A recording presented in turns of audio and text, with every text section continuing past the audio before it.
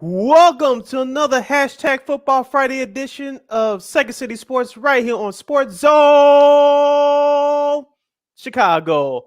Along with Miss Lakeena McGee, I am Cindy Brown. You can follow yours truly on the Twitter and the IG at SidKid80. Once again, that's SidKid80. That's SIDKID80. That's SIDKID80.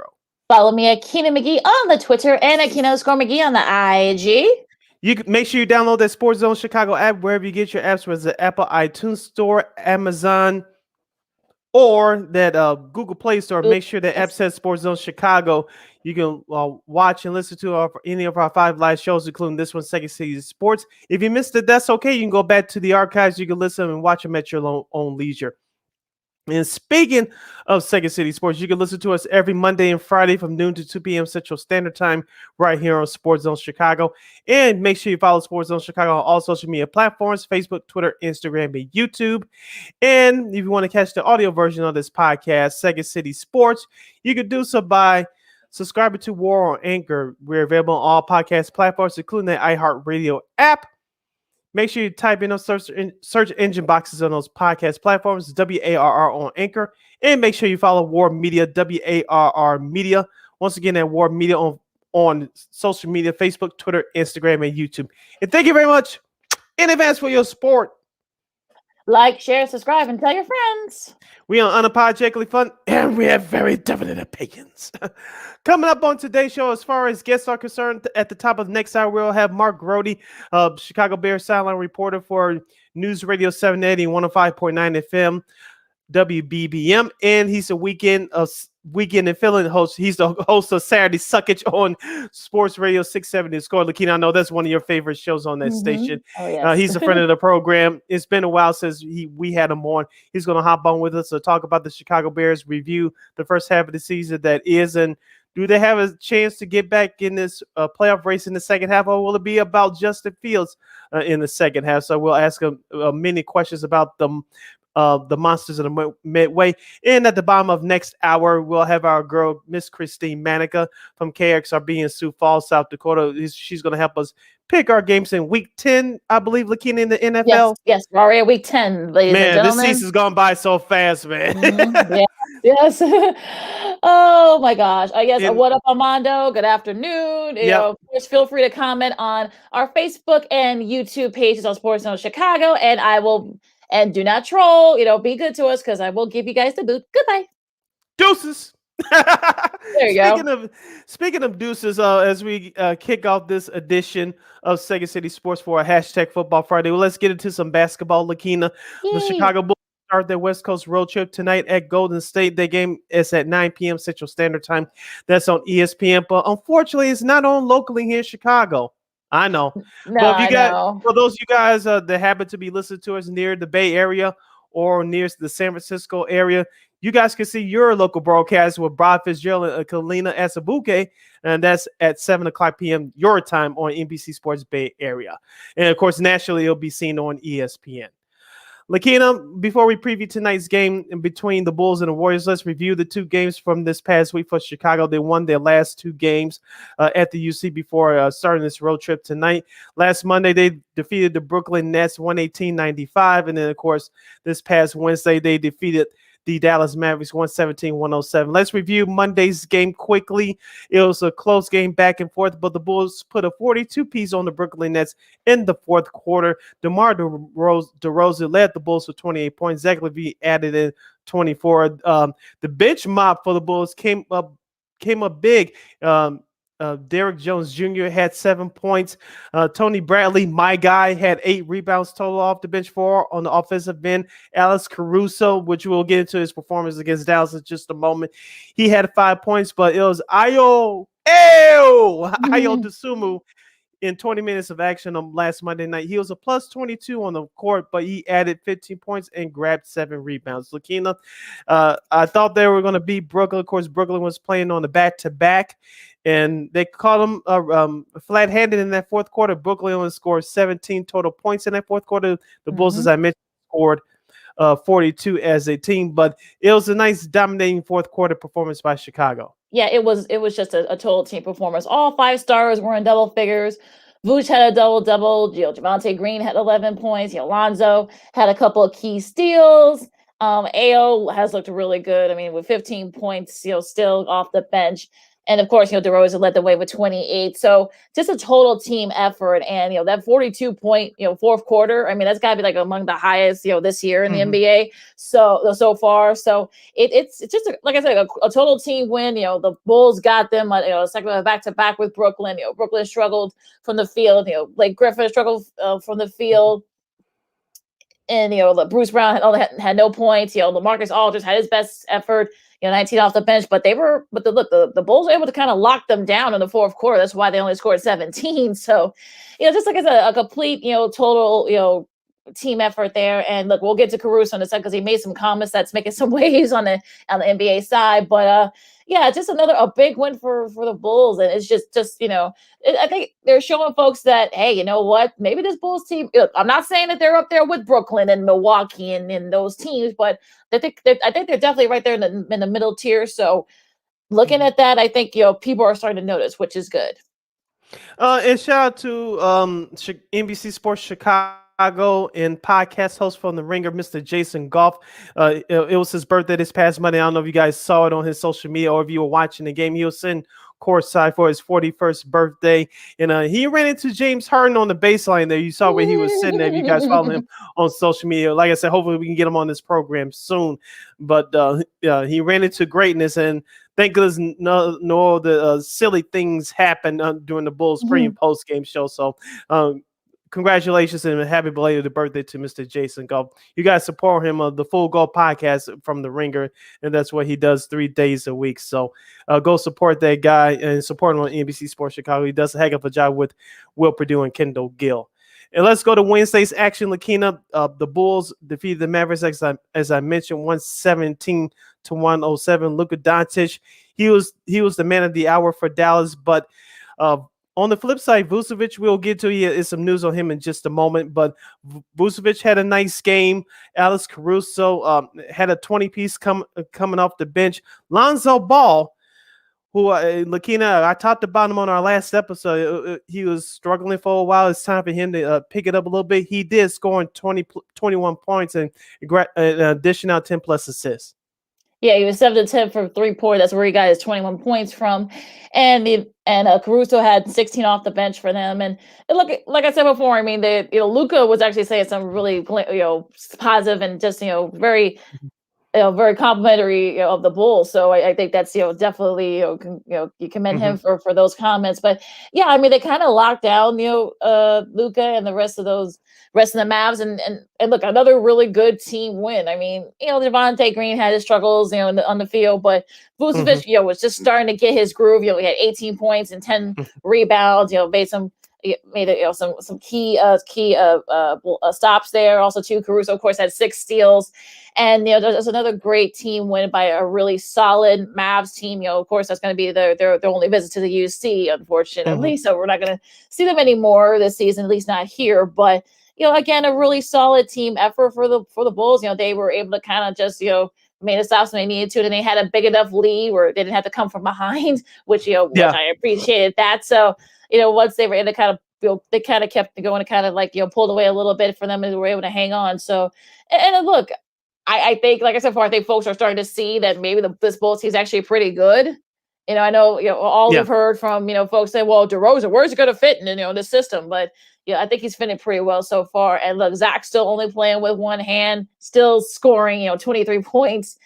And, like I said, Caruso has been sort of like the guy. And there were some comments that came out that he was actually doing a Bulls podcast. And he said that, he didn't want to leave the Lakers. That wasn't his first choice. So they actually made him an offer that was more than the Bulls offered. So the fact that they didn't really show any commitment to him, I think he's kind of show you why. And I'm sure the Lakers would love to have him now. They'll show you how much of an asset he is. Oh yeah, yep. Yep, and you got a couple of veteran point guards sitting on the bench taking games off, but that's a whole nother issue. We'll get to the Lakers in just a moment. You're listening to another hashtag Football Friday edition of Second City Sports Live in the living color on Sports Zone Chicago. Sid Lakeena here with you. If you want to make a comment or have a question for us during any of our topics on today's show, you do so by going to Sports Zone Chicago on Facebook or Sports Zone Chicago on YouTube. Place your questions and comments in the comment section. Lakeena will get them up on the screen for you. But if you do something stupid or silly, Lakeena will give you the boot. And speaking of giving the opponents the boot, Tony Bradley Jr. Tony Bradley he struggled against Dallas on Wednesday. Lakeena, as I say, he was one of those guys I expected to step up when Patrick Williams went down. As we said before, the Bulls have a problem with the interior play, especially defensively after Vucevic. We know Vucevic is not a defensive guy, but after that, it's a significant drop off. And as I read his stats to you, he did a great job on Monday against Brooklyn, but he was a no-show against Dallas. Hopefully, he can pick it up as the Bulls start this West Coast road trip tonight in San Francisco against Golden State. But as you mentioned, Caruso, he had 16 points off the bench. In the correction, Lonzo Ball, I said he had 10 plus assists. He only had 6 assists, but he had 6 rebounds as well on 7 to 10 shooting from 3-point range. Lonzo Ball, as I said before, he was going underneath the borderline these last few games, but he did pick it up Wednesday against the Mavericks. DeRozan struggled 7 to 20 from the field for 17 points, but it was great to see Lonzo Ball pick up the slack because the Bulls' big three is Vucevic, DeRozan, and LaVine, but it was Vucevic, LaVine, and Lonzo Ball this past Wednesday from your starting lineup against Dallas. And I think that's why you have all that depth there. And that's sort of like the key. If you're trying to win a championship or the very least trying to advance through the Eastern Conference, I think you're going to have at least 3 or 4 guys that can kind of, pick up the slack if one guy has a bad game and the other guys can kind of pick it up. Now, as far as like you said with Tony Bradley Jr., he might be needed because, as you guys heard earlier, if you guys saw in the news yesterday, it came out that, Nikola Vucevic tested positive for COVID. He is vaccinated. For anybody asks, he's going to be gone for a couple of games, at the very least, the first couple of games of this West Coast trip. And, Bradley is going to be needed to kind of step up because he's sort of the only other big guy that kind of, be that sort of interior. So it's going to be tough against some of these teams. We'll see what happens with the Warriors tonight. But, Bradley's going to have to step it up. And I'm sure, once he's going to be in the lineup, he's going to have to. Hopefully, he'll be able to find his rhythm. And just as when of course, when Vuce just starting to get his groove back, his shooting rhythm back, of course, he gets hit with this news. So it's just, darn you, darn you, COVID. Yeah, like I said, COVID's still wreaking havoc. So I know it's not as bad as people want to make it out to be because of the vaccines are out now. But COVID is still going to be a factor throughout this season. So people had to brace themselves for it. Let's give a quick preview of tonight's game and an overall overview of the road trip. Now, tonight's game against the Warriors kicks off I believe the 6-game road trip for the Bulls on the road. Yes. And like I said, it's on ESPN at 9 p.m. Central Standard Time. For those of you locally here in Chicago, it won't be seen on NBC Sports Chicago. For those of you out there in the Bay Area, it'll be seen locally on NBC Sports Bay Area. But for tonight's game on the injured list, Draymond Green, who injured his thigh in that win against Minnesota on Wednesday, he's day-to-day, so he's questionable for tonight's game. Along with shooting guard Damian Lee, he's day-to-day with his injury. Of course, Nikola Vucevic for the Bulls, he is out for tonight's game. Lakeena, Steph Curry's playing at an MVP level as the Warriors had the best record in NBA with a 10-1 record, and the Bulls coming in at 83. Lakeena, Steph Curry's playing at MVP type level. Andre Iguodala, you don't need to depend on him to carry the load like he did when they were winning championships 6-7 years ago, but he's still a solid veteran for this young team. And also, too, Jordan Poole, as we talked about before the season started, he's going to be a key player, especially with Klay Thompson now. And he's going to be a big factor in tonight's ball game as well. So you have to pay attention to those 3 players, in my opinion, for the Warriors as they go up against the Bulls tonight. Yeah, it's gonna be interesting who has the assignment. I'm sure, DeRozan is probably gonna take turns. He and Zach Bowe, I'm sure they're gonna be, turns Mhm. taken. Maybe Javonte Green may have to, have the daunting task of having to slow down Steph. But if you can kind of lock down, Poole and Iggy, I think they can kind of give themselves a chance. This could be one of those like, hey, first to 130, wins perhaps. So Yeah. maybe that's probably gonna be the thing that might seal it for him. But look, this should be a good one tonight. I mean, it's gonna be nationally televised, so folks will finally get to see how good this Bulls team is. And I don't know if this is going to be a measuring stick game for the Bulls, but this could see like where they at against sort of these top tier teams. I mean, I don't think anybody expected the Warriors to be kind of like have the best record in the league right now, but they do. We'll see if they can keep it up once Clay comes back. Where is he going to fit in? So still a lot to be decided, and it should be a fun one tonight. And look, I think this is going to be, look, circus trips aren't usually kind to the Bulls, but if they can finish off, they have to play both the LA teams, and they got to play. I believe they played. They play the Clippers on Sunday, so that's good. Again, that's going to be a pretty tough task too, because they had a big win last night, and we'll talk about that in a minute. But yeah, I mean, look, if they can go like 3-3, you'll 4-2, you'll take it.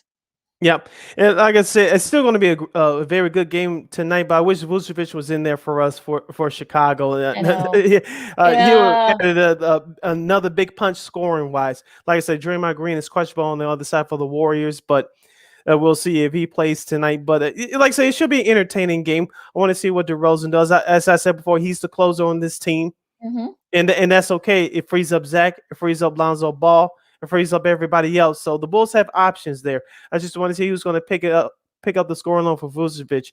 It's going to have to be a team effort again. Lonzo Ball has had to pick it up. Caruso is going to have to continue to do it off the bench. Ayo Dosunmu, I know Kobe White is bound to return to the lineup soon, but Dosunmu has picked it up these last 2 or 3 games. So it's got to be a collective effort to pick up the scoring low in the absence of Vucevic. Yeah, it should be a fun one. What kind of caught your eye in the NBA this week? Let's go to Wednesday's action. I know The Heat and the Los Angeles Lakers. Yes. I was privy enough to watch the Lakers TV feed, Spectrum Sportsnet. I know most of the country outside of Miami and the Lakers had the ESPN coverage. And Russell Westbrook, I love him. And I got the strategy, and this is during the fourth quarter when the game was tied. Why would you take a jump shot with 2 seconds to go? I got the strategy of not giving the Miami Heat the chance to win it in regulation, but to take a jump shot, no, drive the ball inside. That's what you do best and draw a foul. I know Anthony Davis nearly got the tip into winning in regulation, but to potentially win in the regulation. But I didn't understand that there. Now, give the Miami Heat credit. They played a great game. They should have won it, but the Lakers made a few big plays in overtime. Anthony Davis had a good game. Like I said, Westbrook had a triple-double, almost had as many turnovers as he did assists. But the Lakers, you would think they could build off this win against Miami. They've been struggling to start the year. Of course, injuries have a lot to do with it, but let's just see if they can continue to build off of this and start playing some defense with some momentum, because if they don't get it together soon, and of course LeBron James returns to the lineup, hopefully he misses Monday's game against the Bulls. But regardless of that, if you're a Lakers fan, hopefully that game on Wednesday can start you on a winning streak. Yeah, and also too, Malik Monk, had 27 off the bench, so I think that helped. That definitely helped them in that Lakers in that win. And look, happy birthday to Russell Westbrook. He's just turned 33 today. So, look, if he had made that shot, I think people would have been. You probably would have been saying something differently. I think I could kind of I understand the mindset of it, but if he hadn't made it, I think everybody would have been praising him for it. But since he did now, everybody's like you or making fun of him. But it is what it is. But yeah, that was a nice win for the Lakers. I know our girl Alana was not very happy with that result, and I also she probably was not happy with this result last night. Miami lost another close one to the Clippers. This is sort of definitely a back and forth game. I watched a little bit of this on NBA TV, and look, Paul George. I think the Clippers are starting to find their rhythm a little bit. They had their struggles early in the season. He had 27 points. Eric Bledsoe was actually looked good, because remember, he's got to pick up the slack with Kawhi still out. He'll probably be out to like maybe February or January or February. So. That was a big get for him, 21 points. Also, too, Reggie Jackson had 22. So yeah, they're starting to they're 7-4 now as of this recording. The Clippers are, so they're starting to kind of find their stuff. They're starting to find their rhythm a little bit. So they play the Bulls on Sunday, so that should be a fun one this week. What was another game that kind of caught my attention? Of course, the matchup that a lot of people had circled, and it was probably the only time I'm probably going to see these two teams play. The battle of the rookies, Cade Cunningham and Jalen Green. Cade's team, Detroit had the better of Jalen Green's team. It was actually it'll been a pretty good game. It's a battle between these two teams. It was Green that actually scored more points, but the Pistons actually ended up winning that game. So that was nice to see. The top two picks. We'll probably see more of this. This season. But the Cunningham had 20 points. Jeremy Grant had 35 for the Pistons, lead the way there in that win. So that was another good thing I saw this week. What else kind of caught your attention? The Philadelphia 76ers, as expected, they have lost the last 3 games. They lost to the Knicks on Monday. They lost to Milwaukee on Tuesday. And then, of course, they lost to Toronto last night. So hopefully Joel Embiid is recovering from COVID fine and he can get back in the lineup very soon. Philadelphia, I still believe it's going to be a very good team, but they need the big guy in there healthy and strong because if he's not in there, they're a totally different team. Of course, Ben Simmons is now saying that they're trying to keep him away from playing. And we all know that they're trying to trade him.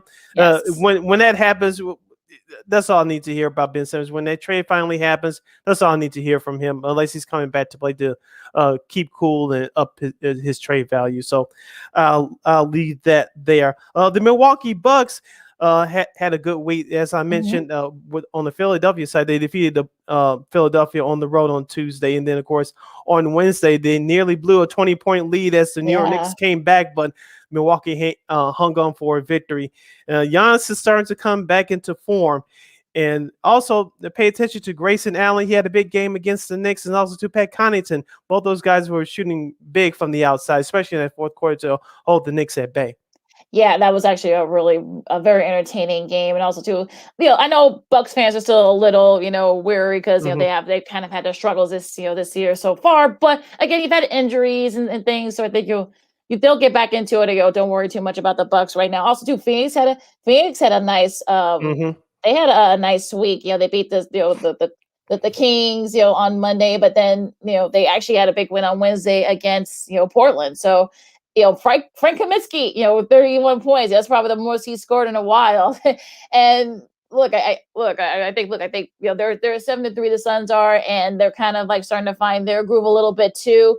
So I think things are starting to kind of, people need to kind of sort of slow down. We're not even a month into the season yet, folks. So I think for folks who are already freaking out about some teams not having good starts or teams having better starts than usual, I think, get back to us about this time next month and we'll see where everyone is. But, let's just, slow down here. Going into this weekend's games. Before you go into the weekend's games, Lakeena, one more quick issue from the NBA. This past Monday, of course, the Denver Nuggets defeated the Miami Heat 113-96, but Nikola Jokic was suspended for one game for shoving Markieff Morris in the back.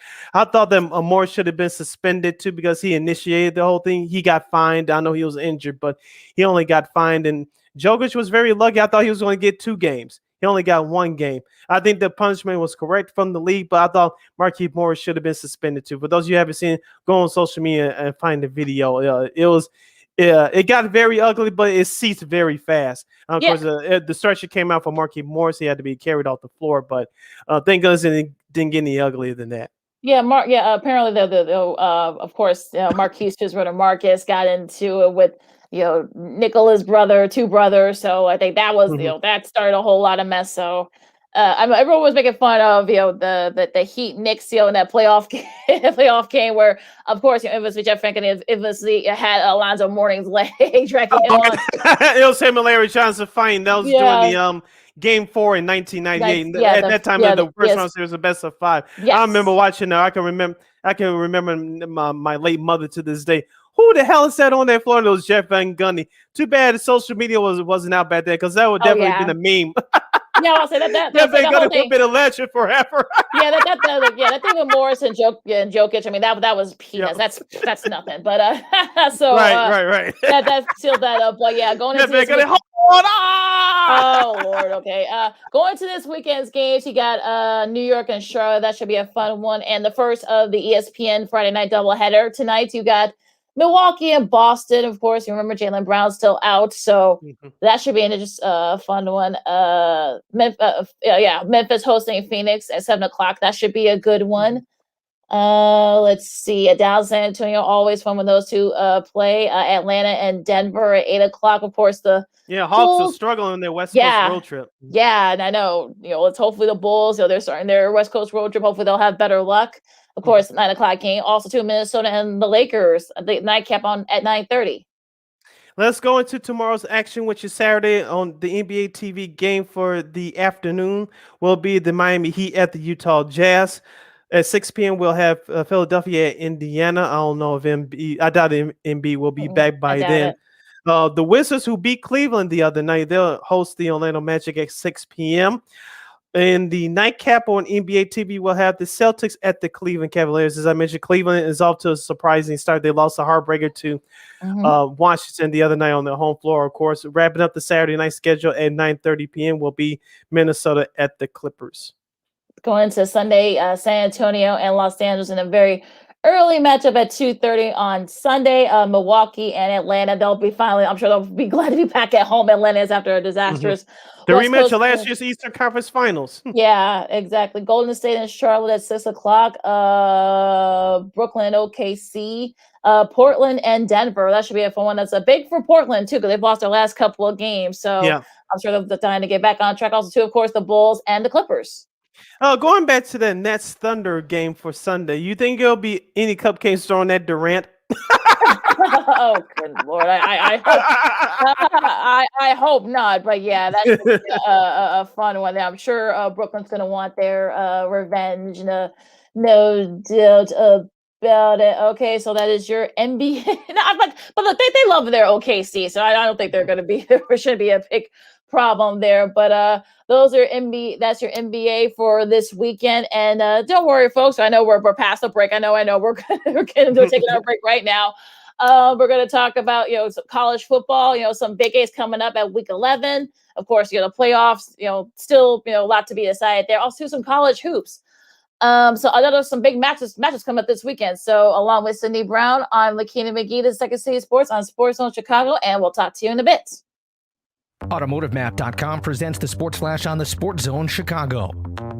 In Sunday's Major League Baseball action, the Cubs got pounded 9-1 at home against Kansas City. The White Sox shut out on the road 9-0 at Tampa. NFL preseason on Saturday, the Bills hammered the Bears 41-15. Andy Dalton, 11 of 17, passing 146 yards, a touchdown, and an interception. Justin Fields, 9 of 19 for 80 yards. Head coach Matt Nagy says Dalton remains the Week 1 starter and that Fields is ahead of schedule. When you look at a guy like Justin and you see the things that he's doing, are there some things that he can get better at? Yeah, for sure.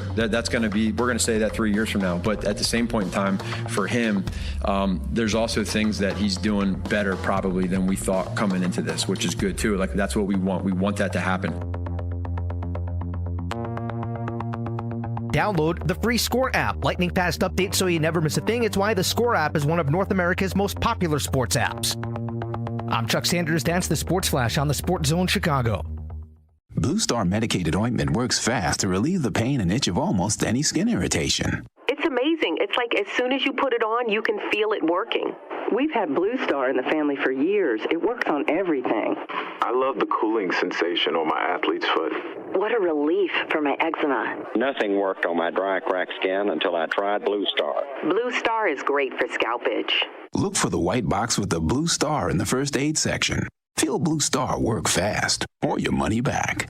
Want to hear something amazing? Discover matches all the cash back you earn on your credit card at the end of your first year, automatically, dollar for dollar, with no limit on how much you can earn. Extra cash? Come on, how amazing is that?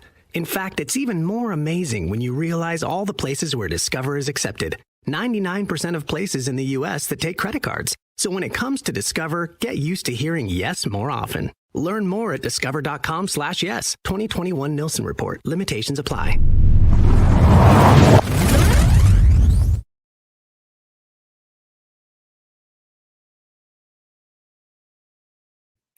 Welcome back to Hashtag Football Friday right here on Sports Zone Chicago. We're live and in living color. Sid, Lakeena here with you right here on Sports Zone Chicago. Lakeena, let's pick it up with college football before we preview some of the big games for tomorrow.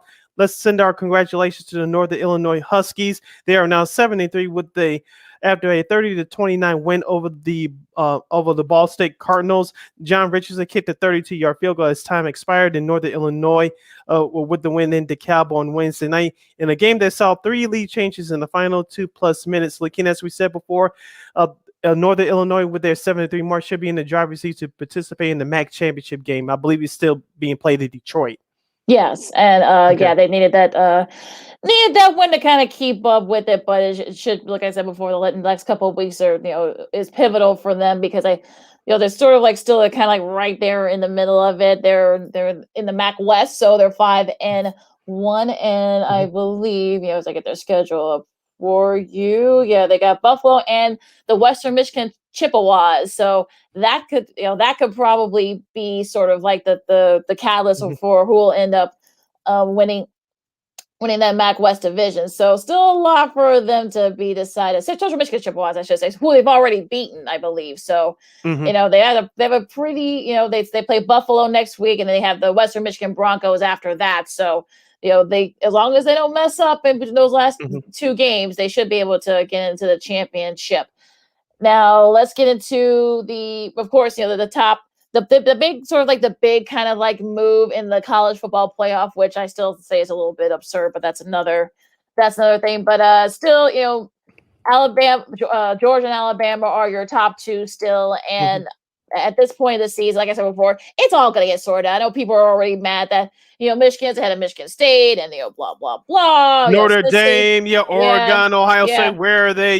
Like you say, it's going to change. So let's not even worry about that. So let's not even worry about that at this point. I know Oklahoma, they didn't play this week, so last week I should say. So they're still at 8. I know OU fans are still upset about that. Blah blah blah. Well, let's wait till it all sorts itself out. So don't worry about it. But okay, what are your key games for today going into tomorrow?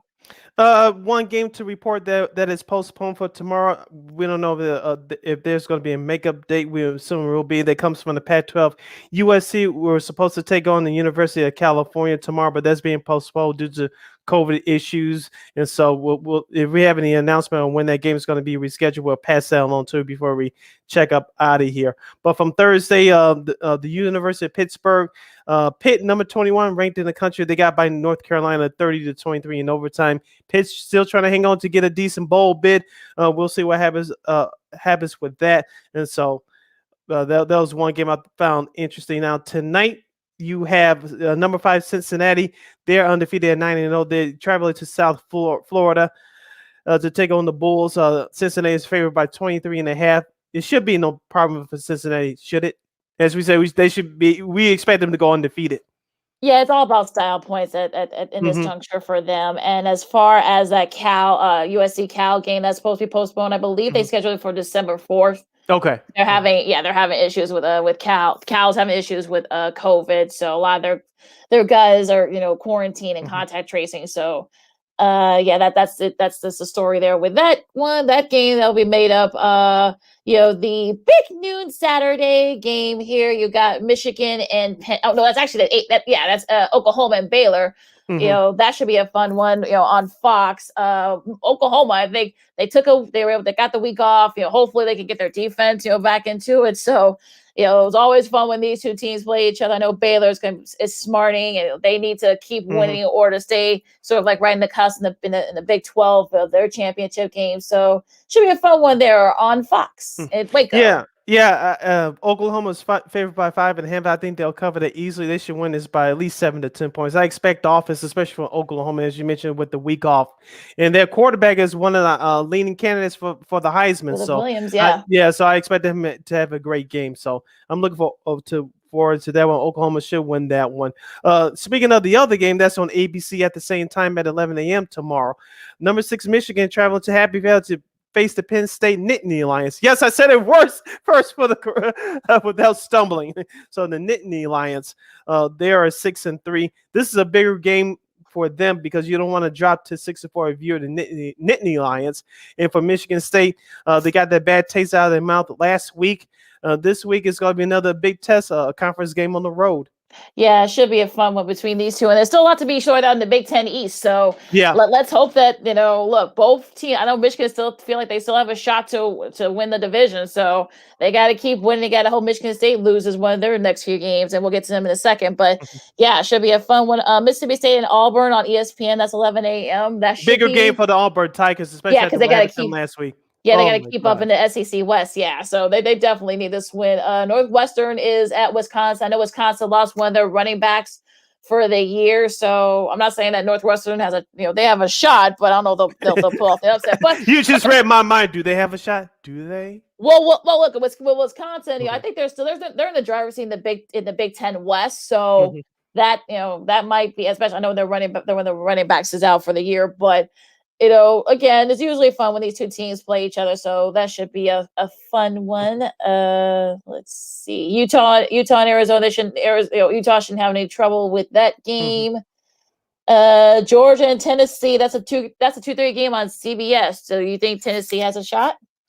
I know they're at home. I know Georgia's favored by 20, but no. I expect Georgia to win that one. That's not a far cry, but will they cover the 20 points? I think barely they will. Barely they will. On 2:30 on ABC at 2:30, we'll have number 19 Purdue. The Boilermakers will travel to the Horseshoe to battle the number 4 ranked Ohio State Buckeyes. Now this is going to be fun. I think it's going to come down to the run game for both teams. Yeah. Who's going to get that key turnover down the stretch, assuming this game is close, which I expect it to be. Yeah, Purdue can they do it? Can they be spoiler makers as Mel Tucker called them, spoiling their undefeated season, Sparty's undefeated season last week? I mean, that they have a shot. I mean, look, Ohio State didn't look that impressive against Nebraska. Let's be honest. Yeah, I was going to say that this is not the same Ohio State team from even last year, even though they were dealing with COVID issues and all that. This is not the same Ohio State team for the last 4 or 5 years. You can stretch it out even longer. But as far as recent history, yeah, this is not the same dominant Ohio State team. I think Purdue will give them some trouble, but I wouldn't be shocked if they came out of there with a win. I think most people would, but I wouldn't be shocked. Especially the way Ohio State's playing. I know Ohio State is favored by 21 points, but I think Purdue could cover that one. At least cover. Yeah, weather could be a factor there too. I think is a lot of wind. They're getting the weather that we're getting right now, a little bit of snow. So that might be a problem. But again, we'll see another Big Ten matchup that could kind of decide sort of the shift in the Big Ten West. Minnesota, they lost to Illinois. So yeah, so I'm sure they're not going to be in a very good mood, playing at Iowa over at Kinnick Stadium. That's 2:30 on the Big Ten Network. Too bad that game wasn't on ABC. Yeah, it wasn't for Ohio State. I know, or even ESPN. So, but I guess the way how the TV contracts work, it's very complicated. But yeah, so that's a big one there. UTSA, the Texas San Antonio Roadrunners, beep beep, should have no trouble with Southern Miss. They're like 1-8 or something like that. So they should be able to keep up their undefeated season. At 2:30 on ESPN, we'll have the University of Miami. They check in at 5-4. Looks like they found their quarterback. They'll travel to Tallahassee to take on the Florida State Seminoles. They're checking in at 3-6. Remember, they came back when we were growing up. This used to be the game. Yes. Oh yeah, ABC not like anymore. At 11 a.m. Yeah, BBC at 11 a.m. Yes.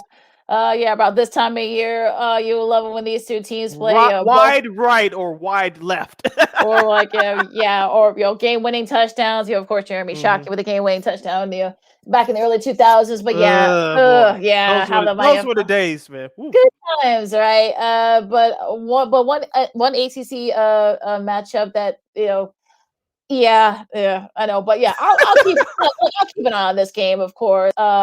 Maryland and Michigan State. You think Michigan State's not going to be in a very good mood? They're going to take it out on poor Maryland. They should, and I believe they will. They're favored by 12 points, and they should cover that one easily and win big. Like you said, Mel Tucker, he'll have his team focused at the loser to Purdue.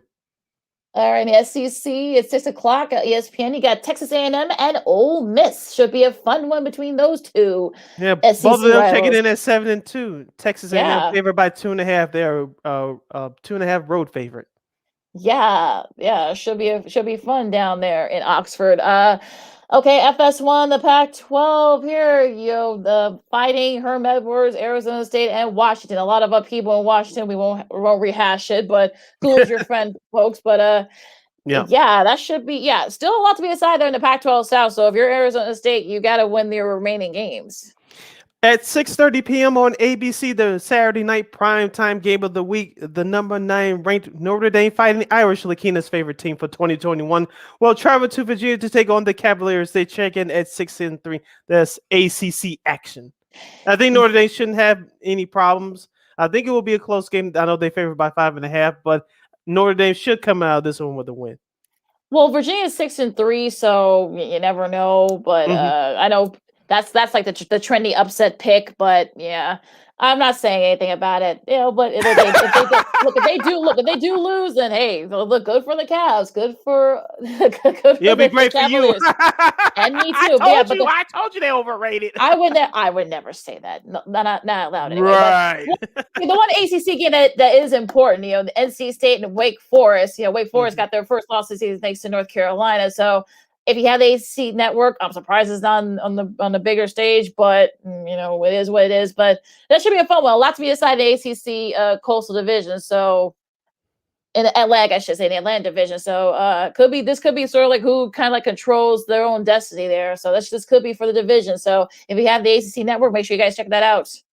At the same time, at 6:30 on the SEC network, we have number 25, the Arkansas Razorbacks. They'll travel to Baton Rouge, Louisiana to take on the LSU Tigers. They're 4-5. The Ed Orgeron finale tour continues. Can LSU muster up a fight and get back to 500? I don't know. We'll see. In the Big 12, we got TCU at Oklahoma State. That's the 7:00 game on Fox. So Oklahoma State, that they're got back on track. Hopefully, they can keep winning their games. They play Oklahoma in a couple of weeks for the annual Bedlam series. So it should be a fun one there. Hopefully, they can kind of keep it going and could be the battle for the Big 12 regular season title. Big one here on ESPN in the late games at 9:30. Oregon hosts Washington State. Washington State can run the ball. Their defense is actually pretty solid. So this could be, they're 5-4. So I'm not going to say Oregon should be on upset alert, but don't look past Wazoo.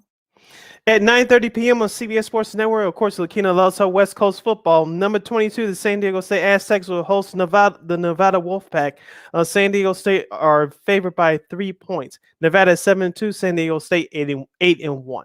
Yeah, they've got guys that can run the ball down over in Reno. So this could be another one of those, kind of down to the wire games. And look, San Diego State needs to keep winning to keep up in their division, the Mountain West. So they can't afford to lose this one. It should be a fun one there on. If you guys got CBS Sports Network, check out some Mountain West football. And speaking of West Coast football, on the Pac-12 network at 8 p.m., we have the Colorado Buffaloes at 3-6. They'll travel to Los Angeles to take on the 5-4 UCLA Bruins. The Bruins are favored by 17.5 points. Chip Kelly should win this one easily to get people all this back. They should be winning this one easily, should they? Let's hope. You hope so. Right? Yeah, you hope so. I mean, you hope that they can, muster up and win. They got to finish strong. I know their quarterback, is a little bit banged up, so you hope that maybe they can, get back on track. At least go to a decent bowl game. But yeah, we'll see. You're listening to Second City Sports on the hashtag Football Friday Live in 11 color right here on Sports Zone Chicago. Sid Lakeena here with you. You have a question or comment, you can go to Sports Zone Chicago on Facebook or Sports Zone Chicago on YouTube. Type in your questions or comments in the comment section. Lakeena will get them up on the screen for you. Coming up at the top of the hour, we'll have Mark Grote from 670 Score and WBBM. He's the Chicago Bears sideline reporter. He's going to hop on with us to talk Bears. They're on their bye week this week, and we'll get the pulse of the team and get some insider scoop from Mr. Grote. Lakeena, before we move on to college basketball, who's your top 3 candidates for the Heisman Trophy right now? I definitely think that Caleb Williams, is definitely kind of like, came in like very early and like a little later in the season than usual, but I think he's definitely, showing you that he's not intimidated by the big stage. So I think he's one of the front runners. Let's see who else. I know Bryce Young. I know a lot of people are high on him from Alabama. I think he probably could have a good shot. This is his first year starting, so this should be that should be interesting, too. If he keeps winning. Kenny Pickett from Pitt. I mean, look, he's broken records that have been around for like 20, 30, 40 years. He broke I think I have it right here. He broke Alex Van Pelt's record for most career passing yards at Pitt. For over 3,300. That record's, he had that record since like the early 90s. So he's breaking records all over the place. So that's another guy that's definitely getting some looks. CJ Stroud, another quarterback. This one from, of course, from Ohio State. He's another guy that's being, floated around perhaps as maybe a guy that could, definitely win the Heisman. Yeah, so these names could change. I guess probably the one guy that might the one non-QB, if you believe it, Travion Henderson for Ohio State. His odds are a little bit, 3,500. Also, Kenny Walker Jr., Kenny Walker the third, I should say. I mean, he still had a really good outing despite, the Sparty loses to Purdue. He's another name that's being floated around. He was my guy. I was like, no one's talking about him too much. He was a key factor in that win against Michigan a couple weeks ago in that comeback victory. He may say Spartan offense going, in my opinion. He's definitely going to play on Sundays. I forgot he's a junior, so I don't know if he's going to come out this year or not. But if he does, there should be a lot of NFL teams that should be scouting him. Everybody thinks that the running back position is no longer valid in the NFL. No way. Yeah, so those are definitely names to look out for. Now, let's go to the hardwood, Sid. I know you're not into college hoops just yet, and look, you're not. That's okay. You're not the only. I wait till December when the bigger matchups come up. Oh, okay. Well, all right. All right. I'm being honest. All right, fine. But look, I mean, Tuesday. Look, Kansas had a really nice win against Michigan State. By 13 points. That's the basketball class over MSG. So Kansas looked really good. Duke, of course, Coach K's final season, the Coach K farewell tour. I know he hates that, but that's basically what it is. They had a nice win against Kentucky. Jacob Grandison, who was one of the top recruits, of course. He had 20 points.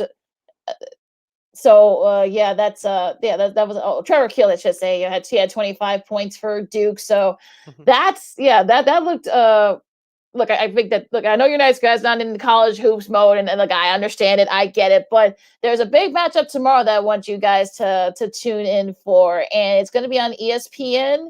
It is a top 10 matchup, if I can find the darn thing.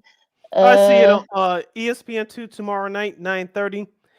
Texas versus Gonzaga. I know a lot of people have Gonzaga winning the title this year. I know they came up short last year, even though they got dominated by Baylor in the title game. You think Mark Few, and that's the second time under his tenure that the Bulldogs got to a Final Four, got to the championship game, and then they came up short. Maybe third time's the charm this year.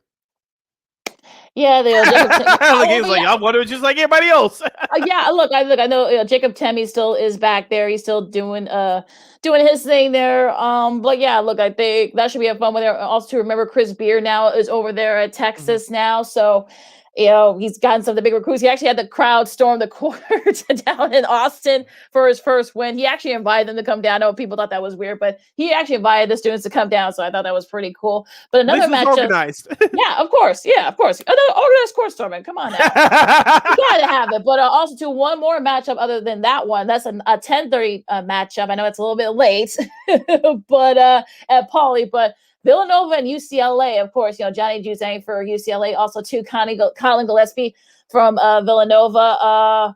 That should be a lot of fun there. So I know you probably won't stay up for that one because I know you're not ready, you're not in that mode yet, but that should be a really fun one. UCLA has everybody back from last year's Final Four team. A lot is expected of them. Villanova, as they showed their strides, had some injuries last year.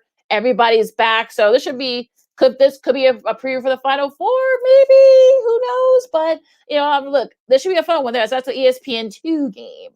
Bringing it back locally, the number 11 ranked the Illinois Fighting Illini. They'll host Arkansas State tonight at 8 p.m. down there in Champaign. Illinois is favored by 15.5. I think this will be the second of 3 games that Kofi Coburn will serve for his suspension. That's so silly. We won't get into it. Yeah, that was stupid. Yeah. Yeah. So the Illini should be 2-0. That's at 8 p.m. tonight, and at 7 p.m. on ESPN Plus, will have 15 ranked. The Houston Cougars will host Rice. Of course, Houston was in the Final Four last year. I know Houston had a tough one. They had to had to grind out against one of the directional schools. But look, you're looking at these directional schools. I think UC Riverside just upset Arizona State last night on a half-court shot. There have been a couple other upsets too. I think, look, these schools are realizing that, look, we don't just want the 6 figures or 7 figures. We feel like that we can beat some of these teams, and they've done that. So, kudos to a lot of those teams that have done it. There have been like about a dozen that's similar to those type of results. These first few days of college hoop season, but don't take these teams lightly, all you top teams. Yeah, don't take them lightly, because especially now with this new NIL rule, if a certain player doesn't get much playing time, or they think they're entitled to, they can hop to another school and play right away instead of sitting out the year. I told you, I thought that rule was always silly, and so I'm glad they changed that. A coach can go to coach a different school the following year, but immediately. But the player that wanted to follow that coach couldn't do it. They had to sit out a year, which made no sense to me. But that's a whole nother issue. But some things are changing in college football. So now, I'm glad some of that stuff is getting revised and turned around. And going back to the local action tonight at 6 p.m., the Indiana Hoosiers will host the Northern Illinois Huskies. Both teams are 1-0. Yeah, it's been a while since Indiana's been good. Yeah, hopefully Mike Woodson, that's his school. So hopefully, of course, played there in the early 80s. So hopefully he can, turn that around. Also, that Villanova UCLA game is tonight. So if you're, if you're take a break from the Bulls, the Warriors game, you can go to ESPN2 and watch Villanova UCLA. So that should be a fun one. Yep. A couple other highlight games for locally in college basketball tonight. At 7 p.m., Northwestern will host High Point. Northwestern's favored by 19 points. Chris Collins, Doug Collins' son, I can't believe he's in his 8-year coaching Northwestern. They need to turn that around. Southern Illinois, the Salukis, they're 0-1 on the young season, but they'll host Austin P, who's 1-0 tonight down there in Carbondale. SIU is favored by 13.5. Hopefully, they lost a tough one in their first game, so hopefully they'll be able to turn around, because a lot expected of them this year in the match. And the Battle of Wisconsin, the Wisconsin Badgers at 1-0. They'll host Green Bay, who's 0-1. Wisconsin's favored by 21.5. Yeah, Loyola, they believe they won their first game with Drew Valentine. Congrats to him. Denzel's older brother. So I believe their next game is not till tomorrow. They play Florida Gulf Coast on ESPN3 at 1:00. So make sure all you Loyola fans, support him and the rest of the Ramblers as they hammered Coppin State on Tuesday, 103-45. Not a bad way to get his first win as head coach. So should be So look, I know some of you are not into the college hoop season just yet, but keep an eye on it though too, especially once in December, once conference play starts. And I get to know some of the players too and the teams, and we'll talk more about it as we go along in the season. All right, hour number 1 in the books. Hour number 2 straight ahead. You're listening to Second City Sports on the hashtag Football Friday, live in 11 color, along with Lakeena McGee. I am Sydney Brown. Up next is Mark Grote, Chicago Bears Sideline reporter from WBBM and Weekend and fill-in host at 670 The Score, WSCR in Chicago. He's going to hop on with us to review the Bears' first half of the season, because they're on bye this weekend. We got a lot to digest and dissect. You're listening to Sports Zone Chicago. AutomotiveMap.com presents the Sports Flash on the Sports Zone Chicago. In Sunday's Major League Baseball action, the Cubs got pounded 9-1 at home against Kansas City. The White Sox shut out on the road 9-0 at Tampa. NFL preseason on Saturday, the Bills hammered the Bears 41-15. Andy Dalton, 11 of 17, passing 146 yards, a touchdown, and an interception. Justin Fields, 9 of 19 for 80 yards. Head coach Matt Nagy says Dalton remains the Week 1 starter and that Fields is ahead of schedule. When you look at a guy like Justin and you see the things that he's doing, are there some things that he can get better at? Yeah, for sure. That's going to be, we're going to say that 3 years from now. But at the same point in time, for him, there's also things that he's doing better probably than we thought coming into this, which is good too. Like, that's what we want. We want that to happen. Download the free Score app. Lightning fast updates so you never miss a thing. It's why the Score app is one of North America's most popular sports apps. I'm Chuck Sanders. That's the Sports Flash on the Sports Zone Chicago. Blue Star medicated ointment works fast to relieve the pain and itch of almost any skin irritation. It's amazing. It's like as soon as you put it on, you can feel it working. We've had Blue Star in the family for years. It works on everything. I love the cooling sensation on my athlete's foot. What a relief for my eczema. Nothing worked on my dry, cracked skin until I tried Blue Star. Blue Star is great for scalp itch. Look for the white box with the Blue Star in the first aid section. Feel Blue Star work fast, or your money back. Want to hear something amazing? Discover matches all the cash back you earn on your credit card at the end of your first year, automatically, dollar for dollar, with no limit on how much you can earn. Extra cash? Come on, how amazing is that? In fact, it's even more amazing when you realize all the places where Discover is accepted. 99% of places in the U.S. that take credit cards. So when it comes to Discover, get used to hearing yes more often. Learn more at discover.com/yes. 2021 Nielsen Report. Limitations apply.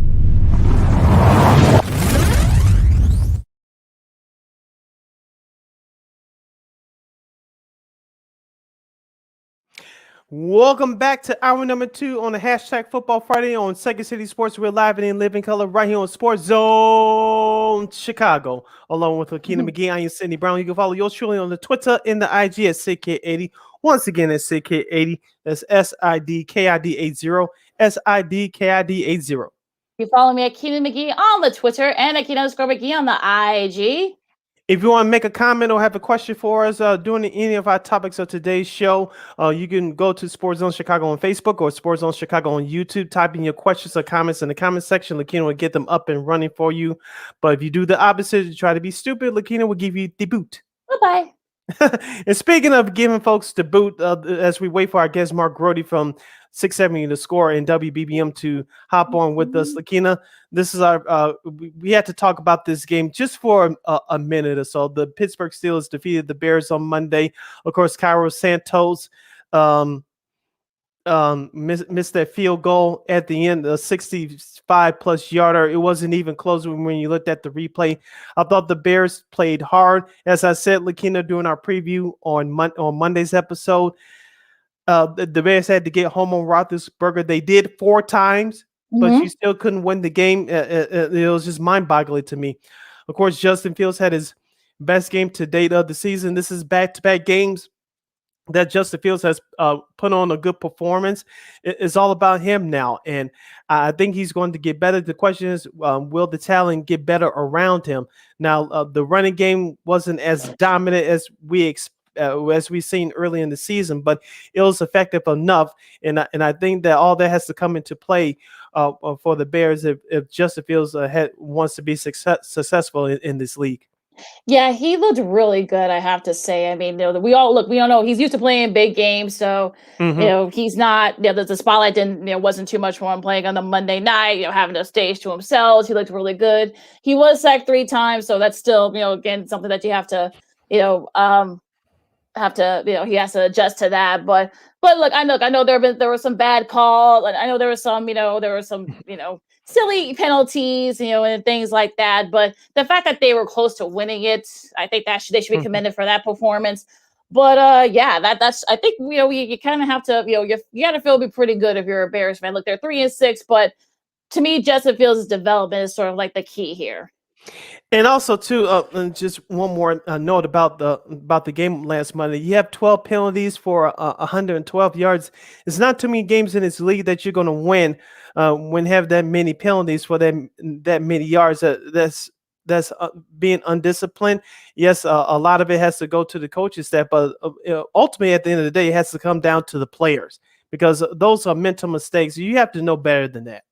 Yeah, I think they had offsides penalties. It's just offsides, and there were a couple of neutral zone infractions too. So it just I mean the fact that I know people want to blame it all on the officials, and look, Tony Correnti, he's a veteran official, so you think he would know better with some of these calls, but you still had a shot to win the game. So I think you feel like it's a.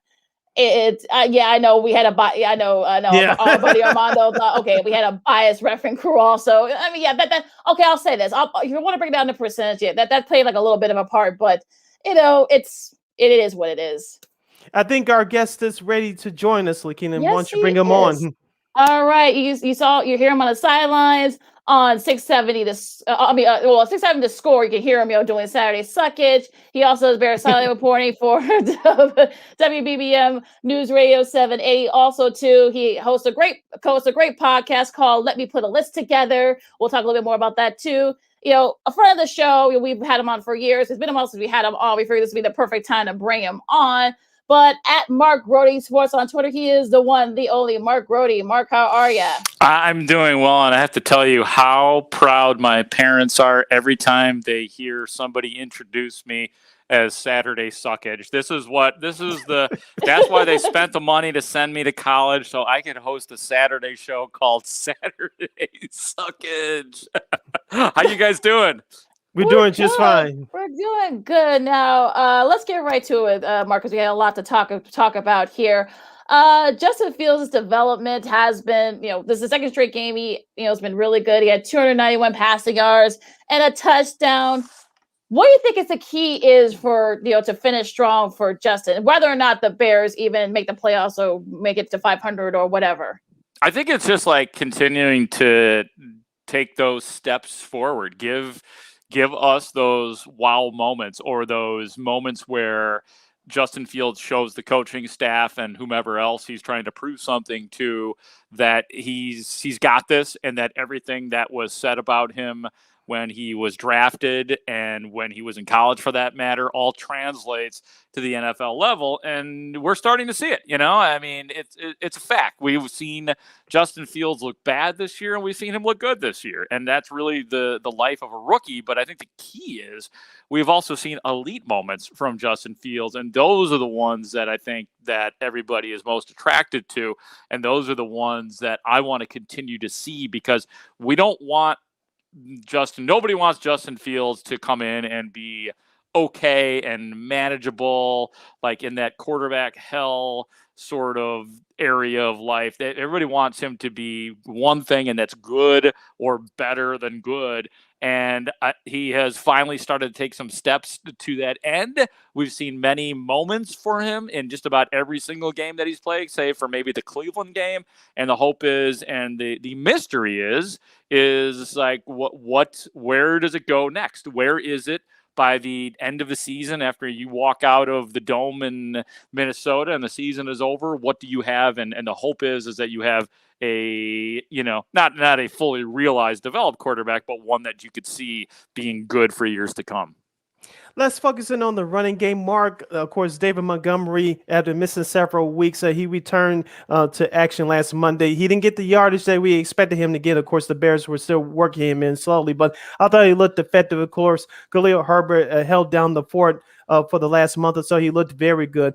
Talk to us about, I believe this could be the best running back tandem in the league. I know Damian Williams has had his issues with COVID and other various injuries that he's suffered so far this year, but it looks like David Montgomery and Khalil Herbert could be, if not the best running back tandem in the league.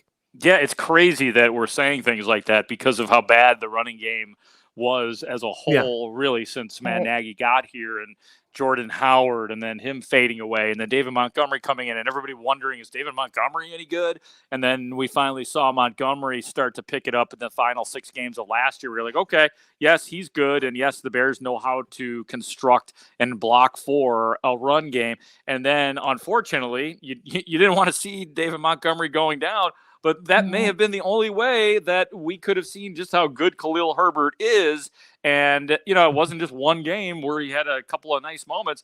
Like, you could watch Khalil Herbert and you could say, you could watch that guy. He's just a really smart running back who knows how to use blocking, knows how to escape when he doesn't have the blocking. He's just a really super smooth, intelligent player. Make no mistake about it, David Montgomery is the better running back in all facets of the game. But if you have somebody like that as a backup and a two-headed monster like that in some series, then yeah, it's a really good thing. And honestly, man, something I did not expect that we would be talking about this year.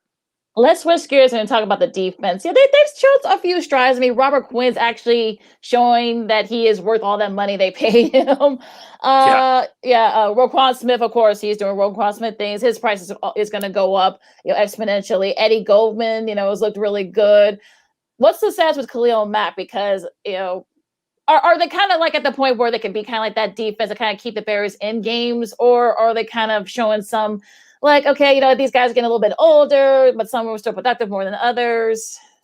Yeah, it's like, the only part you mentioned, Roquan Smith, and to me, he's the only one doing superstar things for the Bears this year.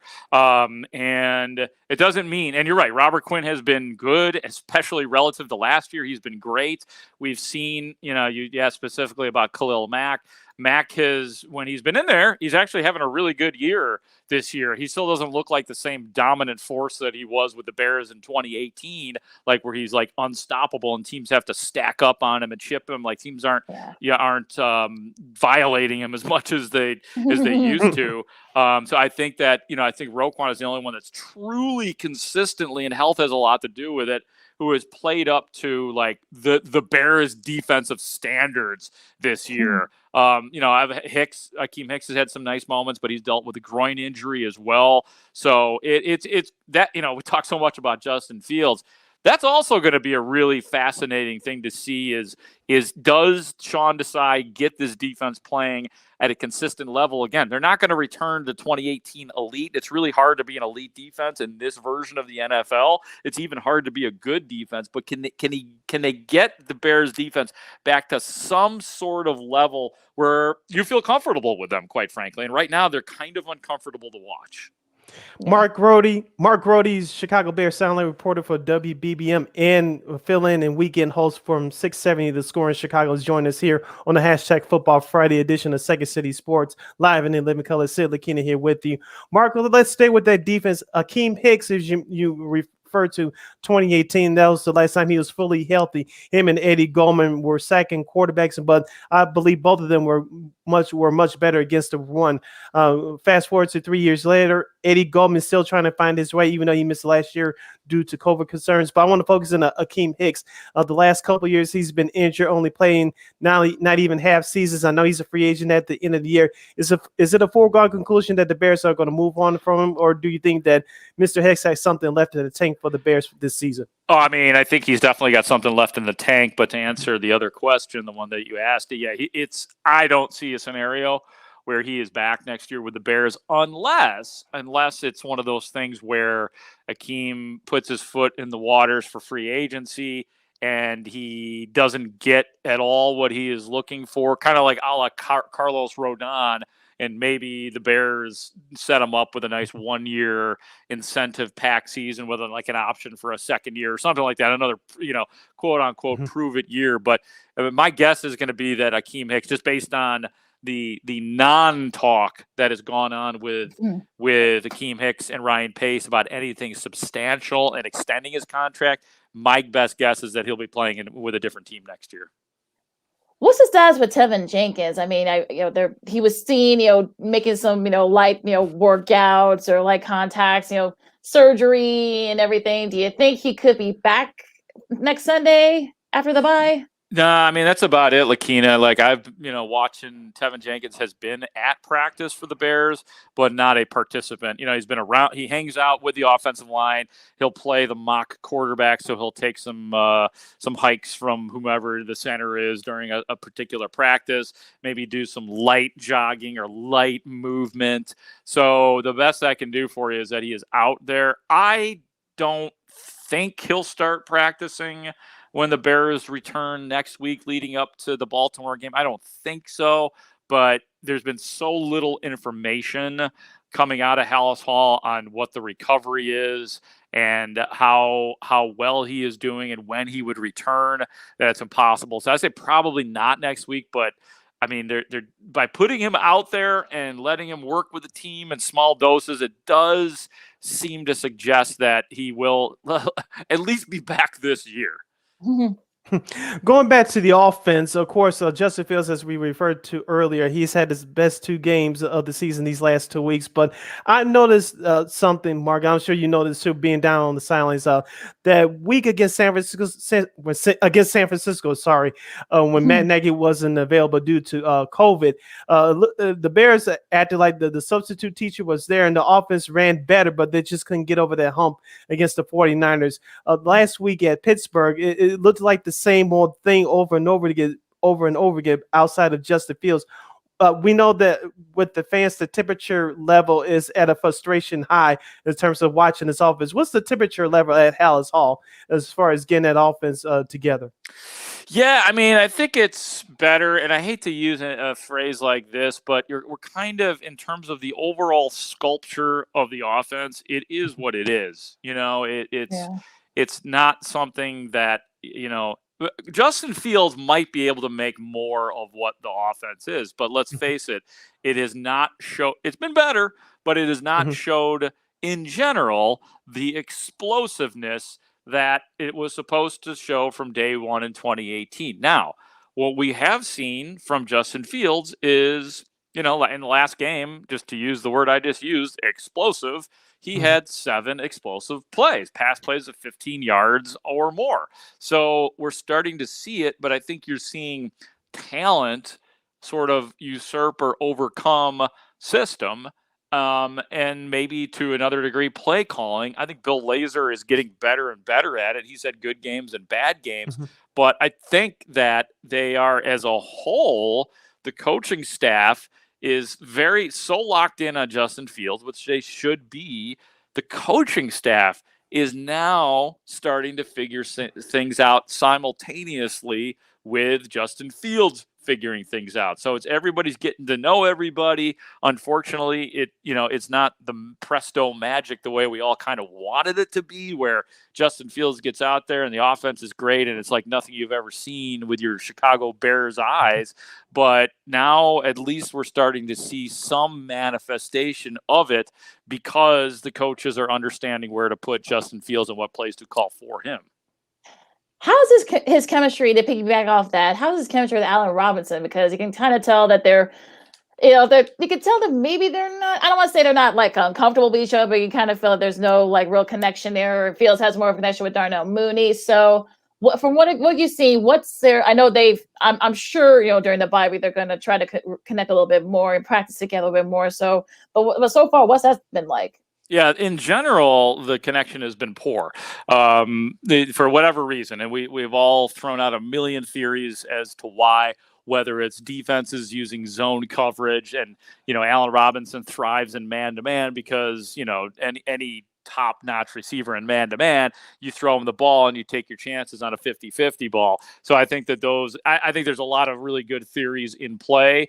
Some of it is coaching too. Some of it is, that he is not being targeted, that he's not the main play, that other players have been the main play for whatever reason. However, last week against Pittsburgh, again, that was another step forward for Justin Fields because he found Allen Robinson 4 times for 68 yards, and a couple of those were big-time catches and they were targeting him a lot more. You saw in more cases in this game than I think than others where Allen Robinson was the number 1 read. That was a play, and I think that some of it was the Bears. They hear it, they know it, they see what all of us see. And I think they made it a point in the Pittsburgh game to, if we're going to do one thing in this game, win or lose, you're damn right we're going to find a way for Justin Fields to get the football to Allen Robinson to make this right, because it's not right when a guy who gets, who's basically good for 1,000 yards every year of his career, when he is not getting targeted and he's not the football and he's not getting the football and he's not a big part of your offense, that's like bad all around. Mark Grote from 670 The Score in the Chicago Bears Sideline reporter from WBBM is on the hashtag Football Friday edition of Second City Sports, live in living color right here on Sports Zone Chicago. Sid, Lakeena here with you. Mark, let's stay with that offense once again. The tight ends, Cole Kmet, I was high on him coming into the season. He's had a couple of good moments, but he's had a lot of bad moments as well. Jimmy Graham, I don't know where he's been. Can you make any sense out of the lack of production from the tight end position? Yeah, it's been kind of wild throughout the year, and I will say this, that even when Cole Kmet had been targeted, and prior to the Pittsburgh game, we'll talk about Pittsburgh in a second, but there have been times where Cole Kmet was not making plays, where he was targeted, a ball would be thrown to him, and he's had a couple of drops, and I think that honestly, Cole Kmet is still trying to prove himself in the NFL, trying to prove himself worthy of a second-round pick. But again, along comes the Pittsburgh game, and there's Cole Kmet making 6 grabs for 87 yards. Jimmy Graham in the Pittsburgh game made what Matt Nagy called a top 3 play in the NFL this year. That, what was a 30-yard plus play, the seam route play. It was just a delicious throw and catch by Jimmy Graham. So again, I think that there was, like Allen Robinson, I think that there was concerted effort to use the tight ends. And quite frankly, I could turn this into all of the receivers on the Bears, because you look at it and I'm counting 1, 2, 3, 4, 5 different players, 6 different players who caught the football and made important plays in that Pittsburgh game. So on the overall, Justin Fields seems to have made up his mind to target these guys on big plays, as opposed to all of a sudden like, hey, where's Jimmy Graham been? Hey, where's Cole Kmet been? Whatever happened to Allen Robinson? And there they all were. So I hope that continues, because it's hugely important. It's a great question, Sid, because before the Pittsburgh game, you're like, what, tight end's supposed to be one of the most important parts of this offense. And it has been a problem, again, since Nagy got here, save for, a decent first year for Trey Burton in 2018. Now, if you look at the rest of the schedule, they got Baltimore next week. They're not going to be in a very good mood after that, that horrible performance last night. And then they have Detroit on Thanksgiving. They host Arizona. They go at Green Bay. That's a Sunday nighter. They host Minnesota. That's a Monday nighter. They're at Seattle. They host New York, and they finish the season at Minnesota. What's the mindset? Oh, I think we got into some technical difficulties with Mark. We'll get it back in a couple of minutes. But you like you said, you look at the rest of that schedule, Lakeena. Like I said before, they're not a playoff team, but maybe they can shock some people. And I doubt it personally, but they have some favorable teams that they can surprise coming up here. So I think that maybe they can shock some people and get a couple of surprising wins with the schedule coming up, and with a couple of wins at home, but a couple of games at home. But it's really going to be tough. I think we have Mark back now, do we? Yes, we do, and yes, we see that handsome face of yours, Mark. Yay! Yeah. That's that. By the way, I just got back from doing a 30-minute run, so if I look disgusting and slimy and hairs all over the place, I apologize. So. You look just fine. We understand. As always, don't worry about it. Don't worry about it. But to look at the piggyback off what Sid said about the schedule, what do you think the mindset is? Do they really think they have a chance of competing for a playoff spot, the Bears? I don't know what their thought process is. And I mean, the immediate instinct or go-to would be that, of course they're looking for a playoff spot. Of course, Matt Nagy made it clear the number one thing for this team is, no matter what's going on with Justin Fields, is wins. But is it really? I don't know. I think the most important thing at this point is, again, per our conversation earlier, is confirming that you do have a quarterback and that he's good and he's not just okay, and that you'll have something going. I hate to say it, but this year is about next year for Justin Fields. And I think, I don't know how you guys feel, but I think Bears fans are okay with that. I think they know that the next time the Bears go to the playoffs and win playoff games, the roster is going to not look anything like it looks right now. Right. So at this point, you have to kind of root for the individuals on the Bears who you think are going to be there in, say, 3 years. And that's like guys like Justin Fields and Roquan Smith and Darnell Mooney and Cole Kmet, a lot of the guys that you guys have hit on already.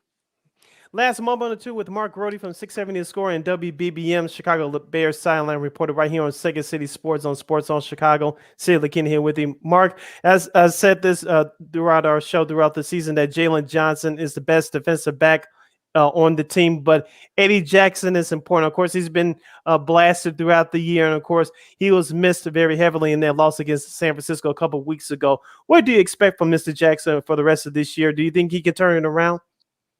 I do. I think that he, like I said about the Bears 2018 defense, I don't know that we're ever going to get that Eddie Jackson again, like that elite ball hawk, pick six machine.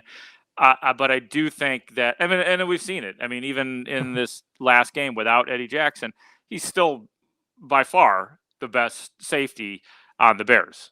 He's still a legit starter, and he has been bad at tackling this year, but he's not replaceable on the Bears right now.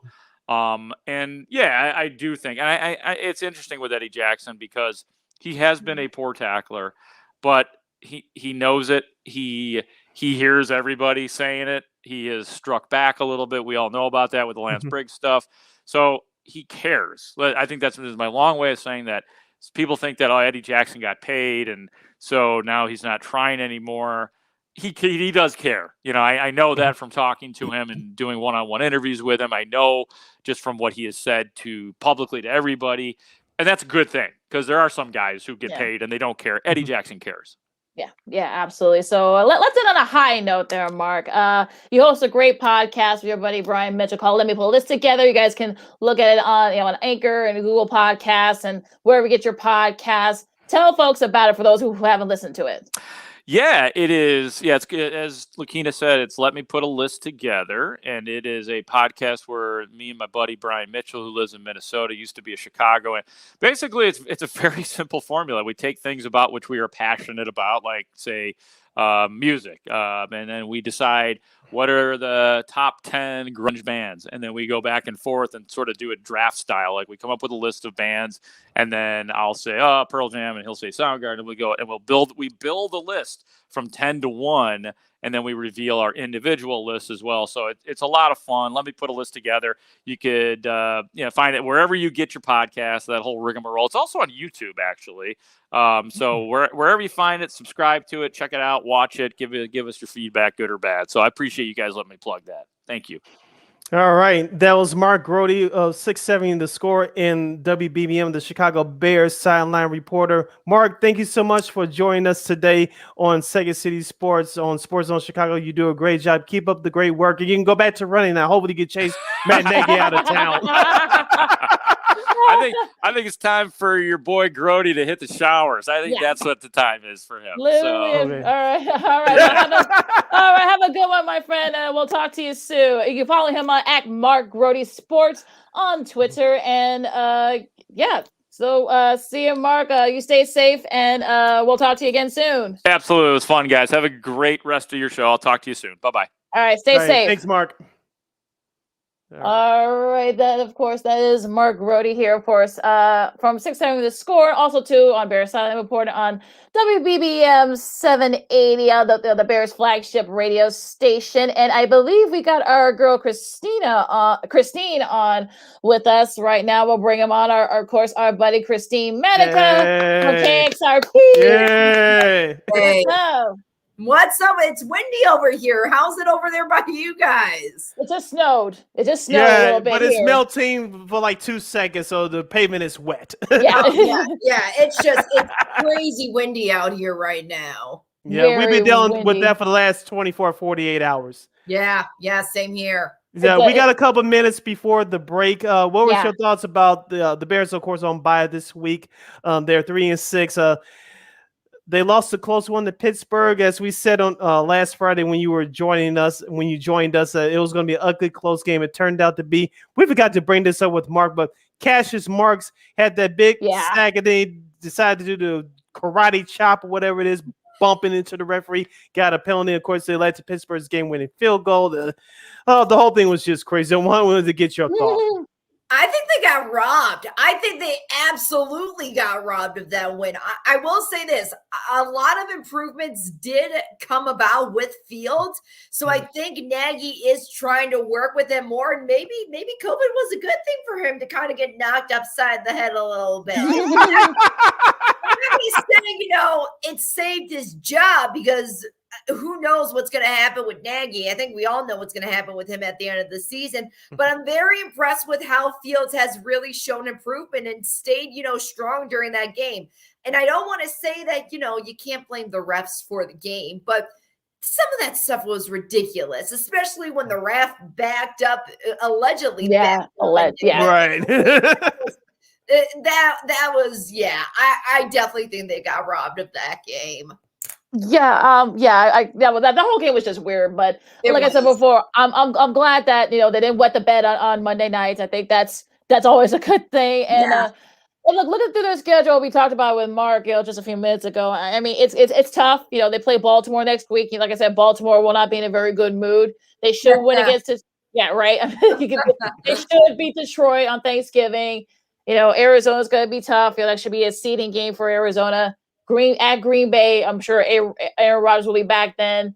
Minnesota, they should be able to win that. They go at Seattle. That Giants game, we'll see where they are. That's not a gimme. And also to finish up at Minnesota. So, look, I honestly don't know. This could only maybe 8 or 9, 9 and 8, or 7 and 10. That's probably where they're probably going to end up being. I mean, the only game I see them winning is Detroit for sure. Everything else, I don't know. Like, it's all pretty much up in the air. If they don't win against Detroit, that's a problem. Yeah, we could definitely put Matt Nagy on the bandwagon trail out of town. That should happen on Thanksgiving, because everybody and their mom will be watching that game on Thanksgiving. Oh gosh. Ooh, it's gonna be bad. Yeah, I apologize. You put it nicely, Christine, but without me getting in trouble. Yeah, it would be bad. We apologize. And they also have 2 more primetime games, so we apologize. Sorry, maybe folks. one of them will get flexed out. Maybe. Maybe. I'll have my fingers crossed. Maybe. Yeah, maybe that December 12th game against the Packers. I can see probably that game getting flexed out. That might get flexed out, I think. But you never know. Yeah, that's probably the only game I think that'll get flexed out. So at this point, but you never know. Your quick thoughts on the Bulls before we get on the break. Vucevic, has COVID, so he's going to be out maybe at the very least a couple of games. They got a tough West Coast road trip. Where do you see them in this on that trip? I think they're going to adjust. Obviously, it's a big loss with their first. I believe that's their first player who has COVID. If I'm thinking of that right. So hopefully they'll be able to contain the spread and whatnot. It helps that all the players are vaccinated. So I think they're going to stay resilient. So they're going to keep on going strong. And if they lose a couple of games, I don't think it's going to hurt them that much. But I think they're going to know how to adjust the playbook when it comes to, the COVID situation. And give us your quick thoughts about the Bulls bench. They were important in these last two games against Dallas and Brooklyn. Alex Caruso, as we said before, he's becoming a fan favorite, world champion with the Lakers a couple of years ago. He's starting to become that glue coming off the bench, along with rookie Ayo Dosunmu from Morgan Park. Yeah, I love bench players. I was a bench player back in my day, and they're huge playmakers. You wouldn't that necessarily, but if you got a good, strong bench, you're going to win games, especially when you need guys like Kobe White that needs a little bit more time out. Get this guy some playing time, get him some reps and whatnot. So I think they got a pretty good bench. That goes for any team all around the NBA. If you got a solid bench, you're in pretty much good shape for if a player goes down or if a player needs a break. All right, so got a lot to do still after this break. Of course, we're going to do our Week 10 picks. We're already at Week 10, folks. I mean, the season's going by quick. A change to the top with our picks. I didn't do very well last week, so I'm letting y'all know right now. But we'll tell more about that too. Along with Cindy Brown, Christine Manika, I'm Lakeena and McGee, the Second State Sports on Sports Zone Chicago, and we'll see you in a bit with our Week 10 picks. AutomotiveMap.com presents the Sports Flash on the Sports Zone Chicago. In Sunday's Major League Baseball action, the Cubs got pounded 9-1 at home against Kansas City. The White Sox shut out on the road 9-0 at Tampa. NFL preseason on Saturday, the Bills hammered the Bears 41-15. Andy Dalton, 11 of 17, passing 146 yards, a touchdown, and an interception. Justin Fields, 9 of 19 for 80 yards. Head coach Matt Nagy says Dalton remains the Week 1 starter and that Fields is ahead of schedule. When you look at a guy like Justin and you see the things that he's doing, are there some things that he can get better at? Yeah, for sure. That's going to be, we're going to say that 3 years from now. But at the same point in time, for him, there's also things that he's doing better probably than we thought coming into this, which is good too. Like, that's what we want. We want that to happen. Download the free Score app. Lightning fast updates so you never miss a thing. It's why the Score app is one of North America's most popular sports apps. I'm Chuck Sanders. That's the Sports Flash on the Sports Zone Chicago. Blue Star medicated ointment works fast to relieve the pain and itch of almost any skin irritation. It's amazing amazing. It's like as soon as you put it on, you can feel it working. We've had Blue Star in the family for years. It works on everything. I love the cooling sensation on my athlete's foot. What a relief for my eczema. Nothing worked on my dry, cracked skin until I tried Blue Star. Blue Star is great for scalp itch. Look for the white box with the blue star in the first aid section. Feel Blue Star work fast or your money back. Want to hear something amazing? Discover matches all the cash back you earn on your credit card at the end of your first year, automatically, dollar for dollar, with no limit on how much you can earn. Extra cash? Come on, how amazing is that? In fact, it's even more amazing when you realize all the places where Discover is accepted. 99% of places in the U.S. that take credit cards. So when it comes to Discover, get used to hearing yes more often. Learn more at discover.com/yes. 2021 Nielsen Report. Limitations apply.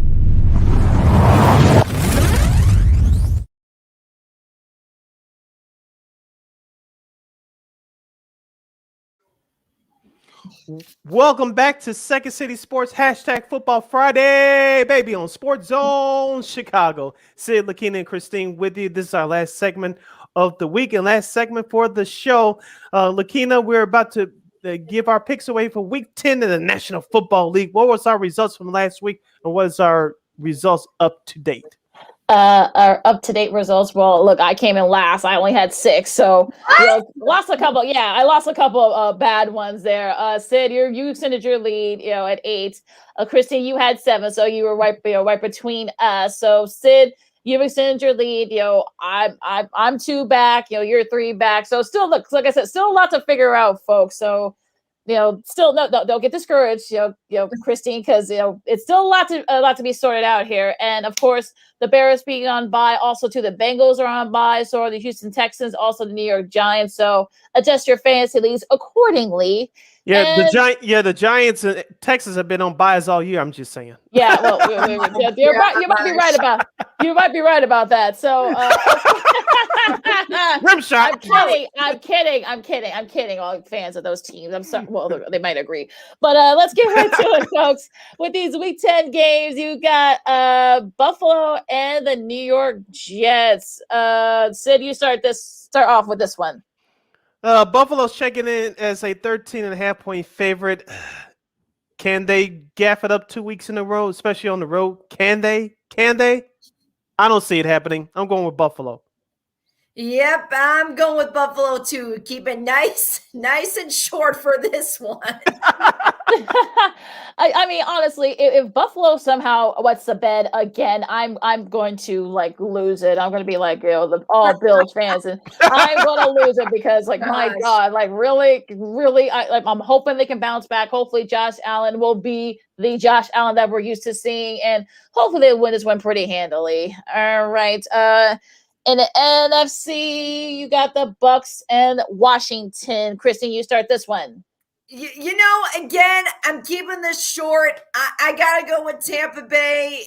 It's Tom Brady. It's the GOAT against the Washington team that still really hasn't gotten it together yet this season. So it's got to be Tampa Bay for this one. I believe both teams were on buys last week. Yeah. Tampa Bay's checking in as a 7.5-point favorite. I think this will be kind of close for a while, but Tampa Bay should pull away. So I'm going with the Bucs. Yeah, I agree. I think both teams are coming off a bye, but I think the Bucs are still smarting from that loss to the Saints. So I'm gonna, it'll be close for a little bit, but I'm picking Tampa. All right, a really good one here. Interdivisional matchup, easy for me to say. 4-4 Atlanta against the Cowboys. Sid. As of right now, Matt Ryan's my starting quarterback in fantasy. That's besides the point. But nice comeback win by Atlanta last week. They almost blew that game down in New Orleans. And Dallas, that got their what's handed to them by the Denver Broncos last week. My gosh. But Dallas is a 9.5-point favorite. I expect Dallas to turn it around. It's their second consecutive home game starting at noon, so they can't use that time as an excuse anymore if they choose so to do so. But the Dallas is the better team here. I expect them to have a better performance, especially offensively, in both their starting wide receivers on my fantasy team. So they better have a good performance. So I'm going with Dallas. Vegas was going crazy over this game last week. I'm sure they were. Oh I'm my sure, yeah. gosh. No matter which hotel I went to, it was so cool. If you haven't been to Vegas on a Sunday during the NFL season, it's like all 32 teams are there in one city. It's like representation from all over the place. But this game, it was nuts. I couldn't believe that they blew it, So, right. but I think Dallas, they're going to come back. They're going to be hungry for a win after coming off of that tough loss. So I'm going to go with Sid and say Dallas. Yeah, I'll pick Dallas, but again, Randy Gregory's on IR with a calf injury, so that might help Matt Ryan a little bit on that side for the offense for Atlanta. But again, I wouldn't be surprised if Atlanta pulls off another upset. I mean, look, again, noon game. Dallas isn't used to playing a noon game, so we'll see. Yeah, remember that game last year, Lakeena? Atlanta almost had it until Dallas had those couple of special team fumble recoveries. So Atlanta could play with Dallas. Obviously, Dallas is a better team this year than they were a year ago. So I wouldn't be surprised if Dallas lost this one, but they should be able to win this one. They're in the foul mood, as you would say. Yeah. All right, another good one here. You got the Saints and the Titans. I'll start with this one. You know what? I've been back and forth on this game. Oh boy. Look, AP is showing that he's still got it. I don't know what he's using, but I think he should bottle it and sell it. But he's moving the ball well. I mean, the Titans, that defense actually looking pretty good too. I'm not totally sold on the Saints, especially now with Jameis being out. It looks like Kamara might be out too. I'm picking Tennessee. Yeah, he might be out. It hasn't been official yet. Sean Payton's kind of keeping it close to the vest, but he hasn't practiced the last couple of days. So but even regardless, I'm picking Tennessee. I was going to do the same. Tennessee, they still looked really good without Derrick Henry. They did have that, it's going to be a close game. They did have that impressive win last week, but I got to go Tennessee, especially since it's a home game for them. So naturally, Tennessee. Tennessee's favored by 2.5. I know they punched the Rams in the mouth last Sunday night. New Orleans, they came back, but they just couldn't hold on against Atlanta. I know I'm going to regret this, but I'm going to be on the safe side since Lakeena said Kamara may not play, and they didn't pick up Cam Newton. We'll talk about Cam Newton in just a moment. But I'm going safe here. I'm going with Tennessee. All right. Sorry about that, folks. My phone rang again. Sorry about that. Maybe there was Sean Payton giving you some news. Maybe that was Sean Payton. Maybe that's Sean Payton texting me and telling me that Kamara, whether that Kamara's playing, I don't know. But okay, a good one here in the AFC South, I guess. You got the Jags and the Colts. Sid, you start this one. Listen, let me get out my cheat sheet here. The Jaguars and the Colts. Yeah, Indianapolis a 10-point favorite. Really? Really? I know Jacksonville stinks, but really? But Indianapolis has not been that impressive either. They've been tearing my heart up and down anyway. Right. I'm there's no analysis for here. Only because they're the home team. I'm going to Indianapolis. Leave me alone. Gosh, this is a tough one for me. First of all, Carson Wentz coming out saying, I'm still playing even if my wife is in labor. First of all, sir, how dare you? I saw that earlier this year. I don't care. I'm like, really? Your second kid, your fifth kid, or whatever. If your wife is in labor, you go. Like, that's just how my thoughts. That's my personal opinion. And plus, it's not like the Colts are going anywhere this season anyway. So even if you were to stay and play, it's not going to make a difference. I hate to tell you, Colts fans, nothing's going to change if he still plays in this game. So that's the mind-boggling part to me. I will say, though, I got to give Jackson a little bit of credit. They have been improving a lot since the beginning of the Urban Meyer debacle and stuff like that. So I have seen a lot of improvement. Mm-hmm. And because the Colts aren't that great, I think Jacksonville could bring on an upset here. So I'm picking Jacksonville for the first time during this season, just because I think this is a game that they could hold their own in, and they held their own last week too. It won't be much of a shock. She makes some sense. I would, that's it. I wouldn't be surprised. I mean, this you sounds saw what crazy. they did to Buffalo last week. Yeah, exactly. I'm still gonna pick the Colts. I guess because they're at home. But again, would it shock me if the Jags pull off another upset? No. I wouldn't. I will say there's a couple of things before we move on to the next game. Even though the Colts are favored by 10.5, if you're a betting man, maybe I'll think about this weekend. If you're a betting man, I would take Jacksonville in the points. Yeah, take the under. Yeah, I'll take the +10 for Jacksonville.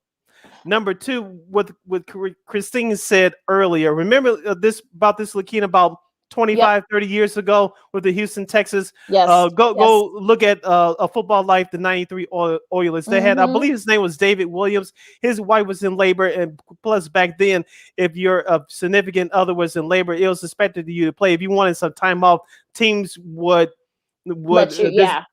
teams wouldn't let you take off to go be with your spouse, given the baby. Now times have changed, no problem. But back then, they wouldn't let you do it. Yeah, and he changed that. Remember just a few years ago too. I mean, Joe Flacco, I think when he had his third son, his wife insisted that, hey, look, I got this. Go ahead and play. So if that was the case, sure, but I don't hear Carson Wentz's wife saying, "Hey, go on and play." That's a different story. Since she's not saying anything, that's why I'm giving him a little bit of a finger wag here.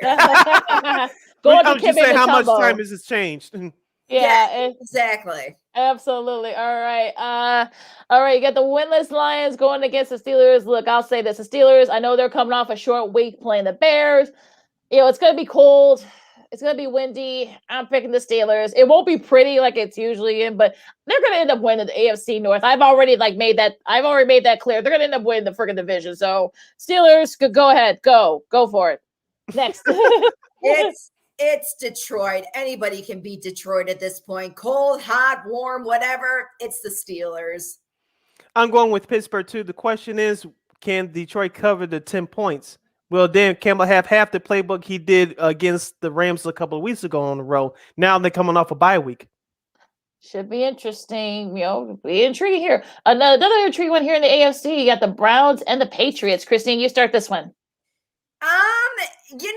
With the quarterback situation kind of being uneasy right now in Cleveland, I'm going to go with New England just because we don't know what's happening with Baker yet. We don't know what's going to happen with their backups and whatnot. So who knows? This is also a home game for the Patriots too, so that can maybe have a little bit of influence in it. But I'm going to go with New England. I'm going to follow right with you, Christine. New England's favored by 3. Yes, I am. I know Cleveland, as I predicted on this show last week, that they were beat Cincinnati. I ain't expecting to give them the beat down that they did, but this is going to be another tough game for Cleveland on the road. No, this is not the same Patriots teams as it was in years past, but it's just something about Bill Belichick's teams that they should get it together around this time of year. I know they've been looking great the last 3 weeks. I expect it to continue here. It's going to be another close one, but I think the Patriots will find some way to pull out this win. They're gaining confidence each and every week, and they have it right now. Yeah, they've actually been playing a lot better week by week, and I've been back and forth on this one too. Oh gosh, it pains me to do this, but I'll be with you guys. I'll go with the Patriots. Oh, it pains you, huh? Yeah, I can't. But for you, huh? Yeah, it's not. It's really not natural for me. Yeah, stay tuned and call me in the morning. yeah, I might have to take some too, especially if for the Browns to win this game. They might. All right, first of the 3 o'clock games, you got the Vikings and the Chargers. Sid, you start this one. I'll be watching this game in its entirety via my computer, and that game will be on Fox. Minnesota, they're a +3 underdog. The Chargers, they were impressive last week at Philadelphia, winning by 3. Minnesota, they blew their 20-point lead at Baltimore last week. Can Minnesota win this game?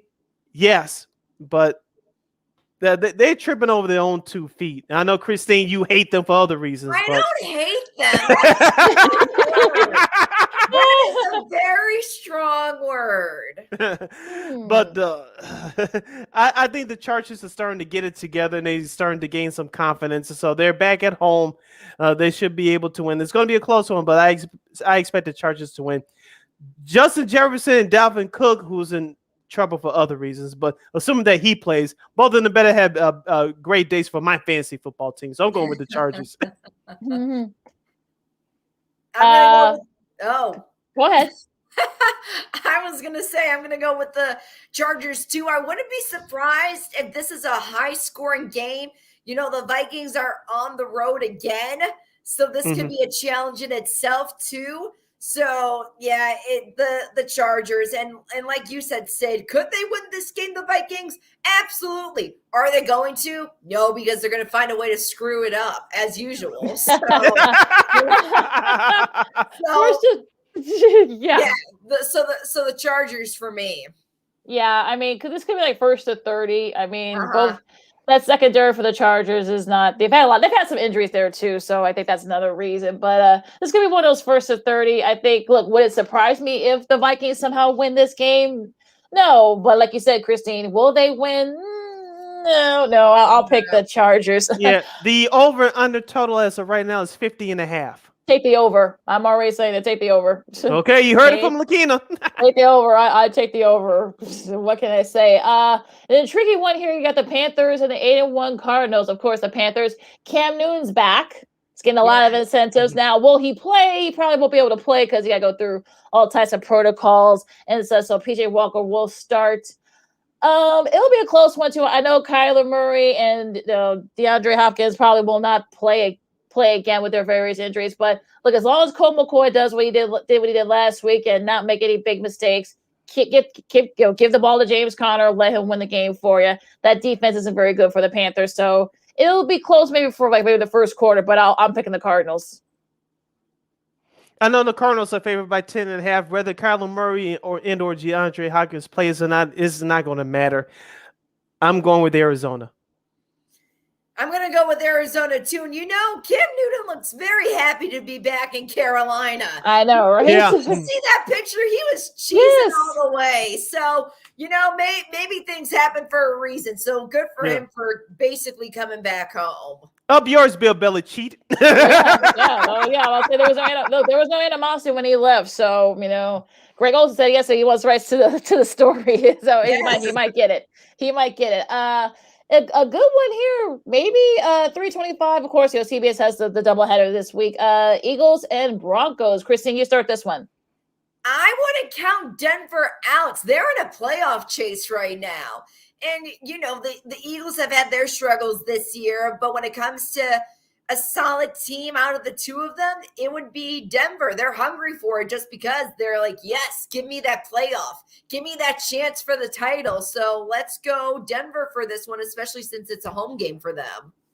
Chicago's very own Greg Gumbel will be calling this game for CBS, and I'll be watching this one too via my computer. Could this be a letdown for Denver after destroying Dallas on the road last week? Yes, but Philadelphia stinks. And I know they. That was very to the point. I'll say, dang, Sid. But it's true. Damn. But I think it's going to be damn. I think it's going to be ugly close. Philadelphia stinks, but I think it's going to be ugly close. And like you said, Denver is on the playoff chase, Christine. No one expected it. I didn't expect it, but just because they're at home, I'm going with Denver. Denver's favored by a point and a half. Basically, I had to pick them. Yeah, I would stay away from this game if you're gambling. But I mean the Philadelphia, they've got some weapons, but they're not very good. So I'm picking Denver. Like I said, look, people were calling for Vic Fangio's job a couple of weeks ago. Now they're at 5-4. They're right there in the AFC West. They're also in the playoffs. Why can't Denver be right there? So they're gonna keep it up. Another good one here, the game of the week. CBS will have their number one team, Jim Nantz, Tony Romo, and Tracy Wolfson will be on the call in Lambeau Field, Seattle and Green Bay. Now, maybe Aaron Rodgers might be back this week. He might not be. I know that they're doing like the virtual practice thing. It could be Blake Bortles. I know Russell Wilson's back. This is another pick 'em for me. I'll pick Green Bay just because they're at home. Although I wouldn't be surprised if Seattle. Look, these two teams always play, battle it out very well. So I expect this to be a very close game. So it could be a field goal that decides this game, Mason Crosby. So I'll pick the Packers though, just because they're at home. Weather could be a factor for this one. Can we make two picks, Lakeena? I or wish. not? I wish. Okay. Assuming that Aaron Rodgers can play, which I think they're gonna find a way for him to play, I'm going with the Packers. But I'm cheering as hard as hell as a fan for Seattle. I know you are, Christine, because Russell Wilson's back. Yeah, he's back, and he's my QB for fantasy now. So yay! He feels great. I saw him. He started practice on Monday. I saw him even while he was, injured and still taking care of his finger. He was still practicing, working on some stuff here and there. So it's not like his body is out of shape. I think he just has to catch up his hand with the rest of what he's been doing during this time off. But like what both of you were saying, I would not be surprised if Aaron Rodgers steps out on the field on Sunday. And with that being said, it's going to be Green Bay probably, with that factored in there and it being a home game. Should be the Packers are favored by 5 points as of right now. Yeah, 5 points. I might take the under on that one. Another good one here. I know NBC's happy about this matchup. With the parameters maybe a little bit different. AFC West, Chiefs and the Las Vegas Raiders. Sid, you start this one. I'm gonna surprise you guys. I'm going with the Raiders. Here's why. Would that be a shock though? That's not a big. No, that would be a big shock. It wouldn't be. It wouldn't be as far as us is concerned, but to the rest of y'all, it would be. Here's why. Kansas City has not been playing well. As we said, I think it's a lack of confidence. Number two, their defense has been terrible all year. I know they're going on the road, but if you saw that performance last week against Green Bay, I wasn't impressed. We told you they were going to win, but it was going to be ugly close. That's exactly what happened. I think the Raiders will be focused now. Hopefully the tragedies are behind them. They let one get away on the road against the bad New York Giants team last week. They're at home. They're going to have the home field advantage. They should be focused. They better be focused. They're the better team playing-wise right now, despite what happened last week. So this is a better chance for the Raiders to send a message to the Chiefs. If you don't send a message, I don't know when you're going to do it. So I'm going with the Raiders at home. Remember, the Raiders beat the Chiefs, but at Arrowhead last year and lost a close one at home on Sunday Night Football last year. So the Raiders got all the incentive in the world. So I'm going with the Raiders Raiders here, even though Kansas City's favored by 3. This is going to be a very close game. It can go either way. And like what Sid said, what we've all been saying this entire year, Kansas City is not the same team as what they were, last year or the year before that. They're just not. For whatever reason, who knows? But, I got to say, Vegas, they love their Raiders. They love the NFL. They love this energy that they have for their team because it's a home game. Because, they're hungry for wins, especially what they've been going through within this season in itself. I got to go with Las Vegas here. Yeah, I'm with you guys. I feel like Vegas, I think they're due for kind of like a get right thing after everything has happened. Remember, Deshaun Jackson's there now, so that should help Derek Carr a little bit, in the passing game. So, and look, we all saw that game against the Packers. I wasn't impressed. I'm sure you guys weren't either. And look, I've seen a lot of Chiefs fans, people who like the Chiefs say, "Oh, well, you know what? This is their time. This is their time to take advantage of the AFC and the division." Stop right there, folks. Don't do that. They're not that good. I'm sorry. Look, I don't buy their defense. So if it's now or never for the Raiders. So you're right there in the division league. So just do it, Raiders. All right. Last but not least, a good one here in the NFC West. For Monday night, you got the Rams and the 49ers, and the Manning cast is back. So, Christine, you start this one. Yeah. Just this week in general for the NFL, we can't seem to go a week without having something breaking happen. And now Odell Beckham, he's officially a Ram. Von Miller's going to have his first start this weekend as a Ram. So there's a lot of excitement going around this game right now. So what a time for it to be on Sunday night, that's for sure. It's a little bit Monday. Monday. Ooh, I'm sorry. What did I say? Sunday? I don't know what day of the week it is anymore. It's not that quick, so it's fine. I don't know. I'm still on whatever time I'm on. But anyway, so this is going to be a good California battle. But I think I'm going to go with the Rams for this one. They've looked really good this year. I expect them to be in the playoffs after the regular season is over and done with. So I'm going to go with Los Angeles. I'm going with the Rams too. If you're a 49ers fan, one, Kyle Shanahan should be coaching his last games. That's the head master over there. Number two, when will Trey Lance get in there? Yeah. The time for him should be now. Yeah. I'm going with the Rams. Yeah, I think Matt Stafford wants to redeem himself after what happened last week against Tennessee. So I expect a big game from him, and we might see Trey Lance. I'm sure the Manning bros will be, cheering up and down to get him on the field. Right. Lobbying for him. I think he was at their passing camp, but a few years ago. But yeah, I think I don't know if Odell Beckham Jr. will be able to play, because of he signed a little bit later in the week, but. We may see Von Miller. I know he's still feeling a little bit better. I'm gonna pick the Rams. Like I said before, I think it's gonna be like a get right game for them. But again, it's gonna be close. These are two division rivals. So, all right, and those are our Week 10 NFL picks. So, what are you guys looking forward to this weekend in sports? For me, the Bulls, their West Coast road trip, it starts tonight. Of course, that game's on ESPN. No NBC Sports Chicago local broadcast, unfortunately, for that one. Boo. It's on ESPN against the Warriors. Of course, they play the Clippers on Sunday and then the Lakers on Monday, both the back-to-back games in LA. So without Vucevic, we'll see what this Bulls team is made of. They should be fine, but it's going to be tough without one of their big three players. See, the correct answer for this question is now watching the Bears. That's another one too, yeah. Well, that was obvious. That was obvious, but it's just going to be nice for them to kind of regroup. Who knows? Maybe after this little break for them, they can come out guns a-blazing. So let's hope for that. And I'm actually just excited to watch the games that are happening on Sunday because we got some pretty good matchups here happening. And who knows? The NFL's been so crazy this season with upsets left and right. Who knows what's going to happen?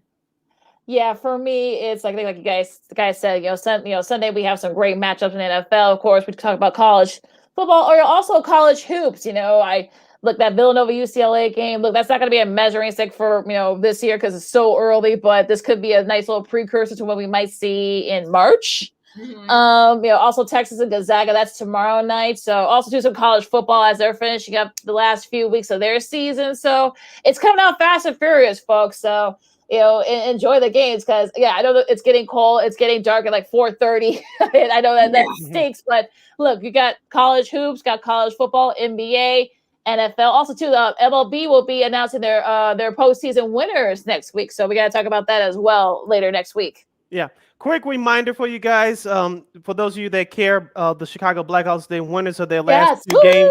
Congratulations to interim coach Derek King. Yeah. Tonight's game against the bad Arizona Coyotes team. Tonight's game will not be seen on ABC Sports Chicago. It'll be seen on ESPN Plus / Hulu. Once again, tonight's Blackhawks game against the Coyotes will be seen on ESPN Plus / Hulu. I didn't make up the rules. The NHL shoots themselves in the foot once again, but that's a whole nother issue. I know we're running up against it, Christine, but how was your trip to Vegas last week? Yeah, I saw the pictures with you and your guy. I know you guys had a lot of fun. It was so great. It's so, I don't know if you guys have been to Vegas, but like I said, I have. Being there on a Sunday, it's like the whole NFL's coming together and just, it's so cool to see that. But then just to see, the fountains, the Bellagio fountains, the Eiffel Tower, New York, MGM Lion, just to see all that in person instead of from a computer screen or a TV screen. Mm-hmm. It's so surreal. Plus, it was fight night that week. Yes, so it was so we did see a lot of Carnello and stuff like that. So that was kind of cool to see just all those people and whatnot and try great food. The restaurants there are great.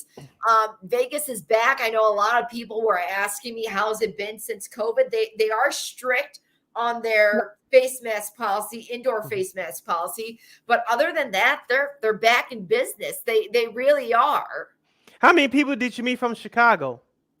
I saw a couple of Minnesota fans out there. I saw a lot of Packers fans. Did I meet anybody else from? I saw a lot of Khalil Mack jerseys, mainly because he was with the Raiders before. Yeah. Right. But who knows? They could be from Chicago too. So from what I know, I was the only one there from Chicago. Because there's a lot of. Go ahead, Christine. No, go ahead. Yeah. Yeah, I was just saying, when I traveled there during the month of March and early April. The last couple of times I went there. I know that's usually for the college kids around spring break time around in there, but there's a lot of Chicagoans, especially during the winter months and during spring break time, that travel to Las Vegas. There's a lot of Chicagoans. Yeah. I know you got people from all over the country, but there's a bunch of people from Chicago that travels there every year around that time every year. Yeah, it is.